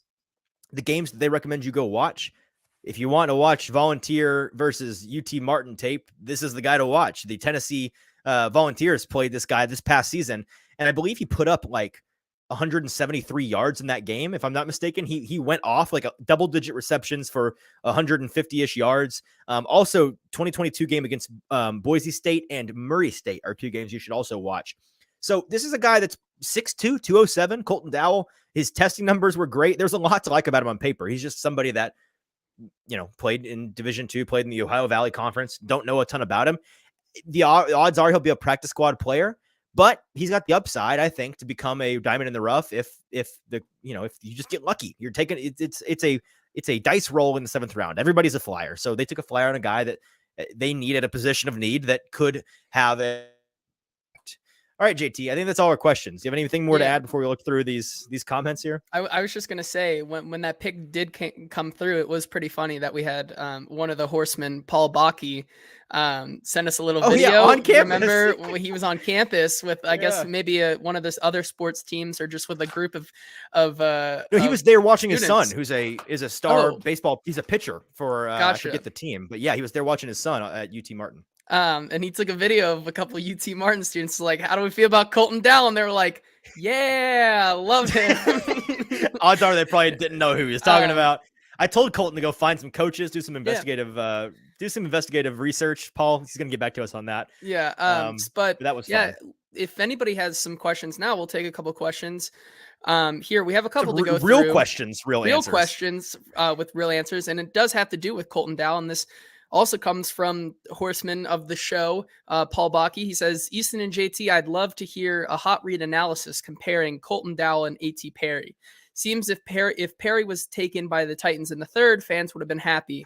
Similar body type to Dowell, similar athletic scores with Dowell actually being better. Perry drafted in the 6th. I wonder if Titans said they can pass on a wide receiver from rounds 3 to 6 and get a guy they felt was just as good as anybody who they saw and worked with in person, and obviously is a great guy and a team first guy in the 7th. If they are close in ability, I got to think it was smart to wait for the 7th.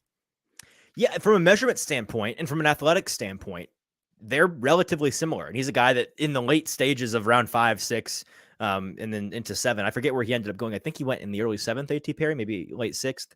But he was a guy that we were big fans of. I was big fans of. I loved the big body receiver. If the Titans wanted a late swing on a guy, I liked A.T. Perry a lot. He's 6'5", 205. Colton Dowell is 6'2", 207. So both big bodied guys.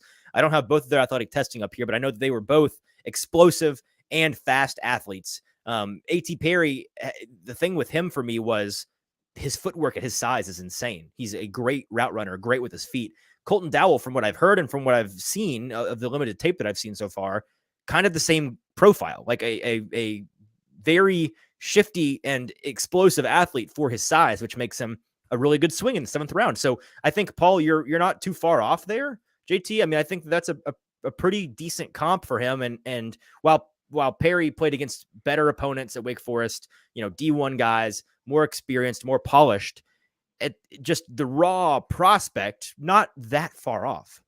Yeah, I think the only difference I would say is that I just think A.T. Perry was a lot more NFL ready, which clearly a lot of the media did too, and the NFL just didn't. So, and that's why he may have fell so far as he did. But yeah, from the measurement standpoint, I think the big difference is just the competition that they faced.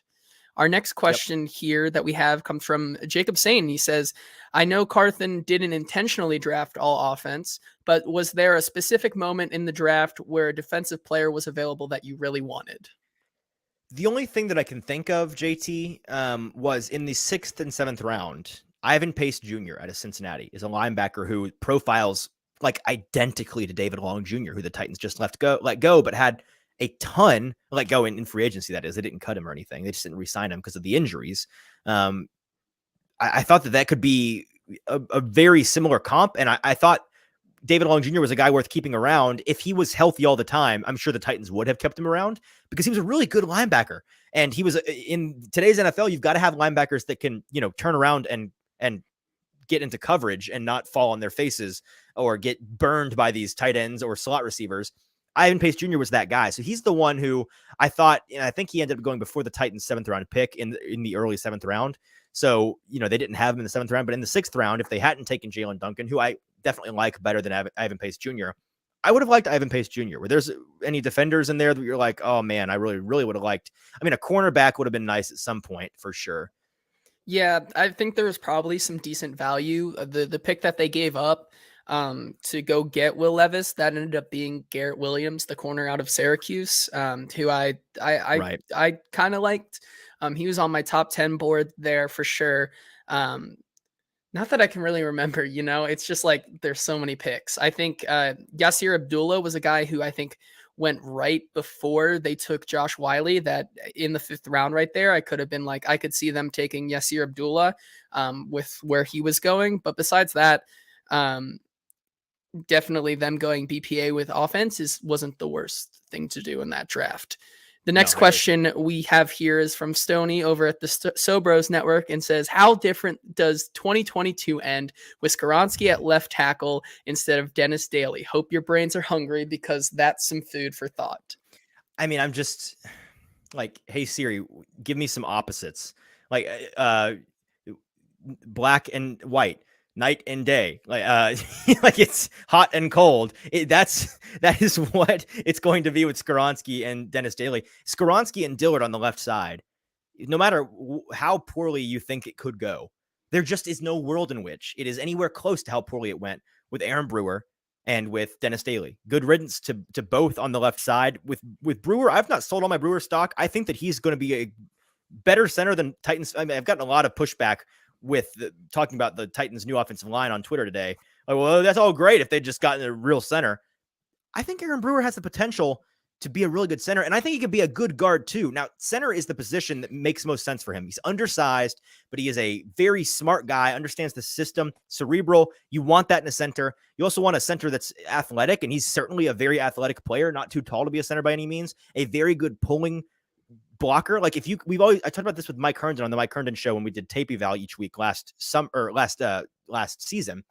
If you've got a guy like Brewer who you can pull regularly and try to get to the second level, Brewer versus linebackers is a 100% success rate at all times. It is a cheat code to have him with his speed get to the second level so quickly and efficiently, make contact, and he's a $2 steak. That's how the Titans described him last season rather. This guy's as tough as a $2 steak. He is a monster, and at his size, he plays like he thinks he's 20 pounds heavier than he is. So while I think that there's a chance he's the weakest link on the Titans offensive line this year, I think that he's going to be significantly better at center, not just because that's his natural position. But listen, what's the last thing that an undersized guard needs? They need a tackle running mate who's a disaster, who's a turnstile. Like that, the number one thing, I think that if last season had gone differently and Taylor Lewan had played the whole year, I think Aaron Brewer may have been like their second or third best lineman. He would have had a much, much better year when they weren't having to make up for the deficiency of the tackle next to them. Yeah, and then one final question, and if anybody else has any questions who is watching right now, feel free before we finish up these real question roundup after the last segment, and then we're going to get out of here. Last question I have here from Jordan Lowry, one of the horsemen. He says, can we hear about potential wideout and cornerbacks that could come out of waivers? I know those were our other two big needs, and while the draft didn't really address them, I'm to understand that waivers and trades could. Yeah, so from a trade standpoint, everybody is available. Like the Titans could make some splash trade that we're not expecting. A Mike Evans, whose contract situation is kind of tenuous in Tampa Bay. That'd be a big splash. DeAndre Hopkins is still a guy in Arizona who they're still trying actively to get rid of. Now, they're, whether you think it's a good or a bad idea to go and get that guy at his age and with his injury history is another question. But if he's healthy, like obviously a guy that's going to come in on day one, be wide receiver 1B to Treylon Burks and be a stud. You've got, like we mentioned earlier in the show, the Denver wide receiver room has a bunch of guys that are starters that they probably aren't going to be able to hang on to all of them and are probably going to be looking to trade somebody, if not just have to cut them eventually. And then the Jets are another team that come to mind as a team that has, last I checked, like let me pull up the RLads real quick for the Jets so I can quit talking about it as a abstract and we can actually put a name on. Okay, so here we go. The RLads and the rlads.com, weird name for a website, by the way, but if you're looking for off-season, most accurate, most up-to-date depth charts, it's the place you should go. On RLads, the wide receiver depth chart for the Jets right now is Garrett Wilson, Corey Davis, Alan Lazard, Denzel Mims. So they've got Mecole Hardman, Deontay Spencer. Like that's at least five guys that would all be starters immediately on the Titans roster. And then they've got 7 wide receivers behind those first 5 that you've never heard of. But like they can't keep 12 wide receivers on their roster. And they got 5 guys that would be a starter on the Titans team. So I think a trade or a cut situation there is absolutely in the cards. And there are options for this team to get better via trades, via cuts, via the waiver wire at wide receiver. Will they take those options? They said they were going to consider it. We will see. Yeah, and the last thing I'll add about that before we get out of here, cornerback's really interesting because surprisingly, the cornerback market is still, you kind of have some old veterans who probably, cornerbacks who could maybe make an impact. Of course, we know how injury riddled this cornerback and secondary group has been. Yes. So it might be interesting to keep an eye out and see as we get closer to camp, guys like Byron Jones, Marcus Peters, William Jackson, Shaquille Griffin, Eli Apple, Rock Ya-Sin, Trey Flowers, all these guys who have NFL experience who might be making their transition to more journeymen of the NFL here. And like what we saw last year for the Titans could be guys that we see pop up later. Like a Jackrabbit Jenkins that the Titans fans will know from a couple of years ago. That's exactly the kind of guy that they would be considering if they were to add there. But yeah, I mean, their cornerback room right now on paper, if you tell me all those guys stay healthy, then they're good. But if you told me they all stay healthy, I'm going to say you're a liar. I don't believe you. That doesn't happen at that position, and especially not on this team. All right. Is that all the questions we got from folks? That's all we have. All we saw. All right. Awesome. Guys, 2-hour episode, which I kind of expected coming in, but this was easily the most information-dense episode we've had in maybe the whole calendar year. So I'm sure you learned something new. Hopefully you enjoyed it. We'll be back on Friday. Don't know the topic of the show yet. I'll go ahead and tell you. These are the 2 things that I'm considering. I'm writing an article right now on 20 questions that I have for the 20 most interesting new rookies in the AFC South. And I'm probably going to talk about that on a show because there's a lot of good information there. And there's a lot of players around the AFC South that are going to be a significant part of Titans fans' lives sooner than they know. And I think a lot of these guys may be a bigger part in this first year than Titans fans expect. So a lot of different interesting players. I mean, can we just real quick, everybody's got to appreciate the fact we finally have an AFC South that's going to be fun again. That is awesome. I'm honestly amped for that. Yeah, the Colts had a really, really good draft, in my opinion. It bothers me how much Chris Ballard as a talent evaluator aligns with me as a talent evaluator because he just loves the big-bodied stud athletes, and he went and got like 4 or 5 guys that were my guys in this draft, so it stinks because he keeps drafting guys that I want to root for. And then, of course, the Texans had 10,000 draft picks, and the Jaguars kind of shrewd with their drafting this year, but had a couple of picks that I find most interesting. And then we've got, like I mentioned, Danny Kelly of The Ringer coming on the show. We're going to talk all things draft. Don't know when yet. Got to reach out to him again and see what's going on. But I'd say this week or next is when we'll probably get around to our conversation with Danny Kelly, and we'll talk about all the insanity that ensued on the 2023 NFL draft weekend this past weekend. So tune in Friday for whatever that episode is. It's going to be entertaining either way. Make sure to check out yesterday's episode to relive the first 3 picks. The live broadcast cut up is a very good, interesting episode from yesterday. You can go and check out. And with that, JT, I think we're done. Thanks for hanging out, everybody. 2 hours. Great participation today. Loved it. We'll be back on Friday. Until then, for producer JT, I'm your host, Easton Freeze. This has been the Hot Read Podcast.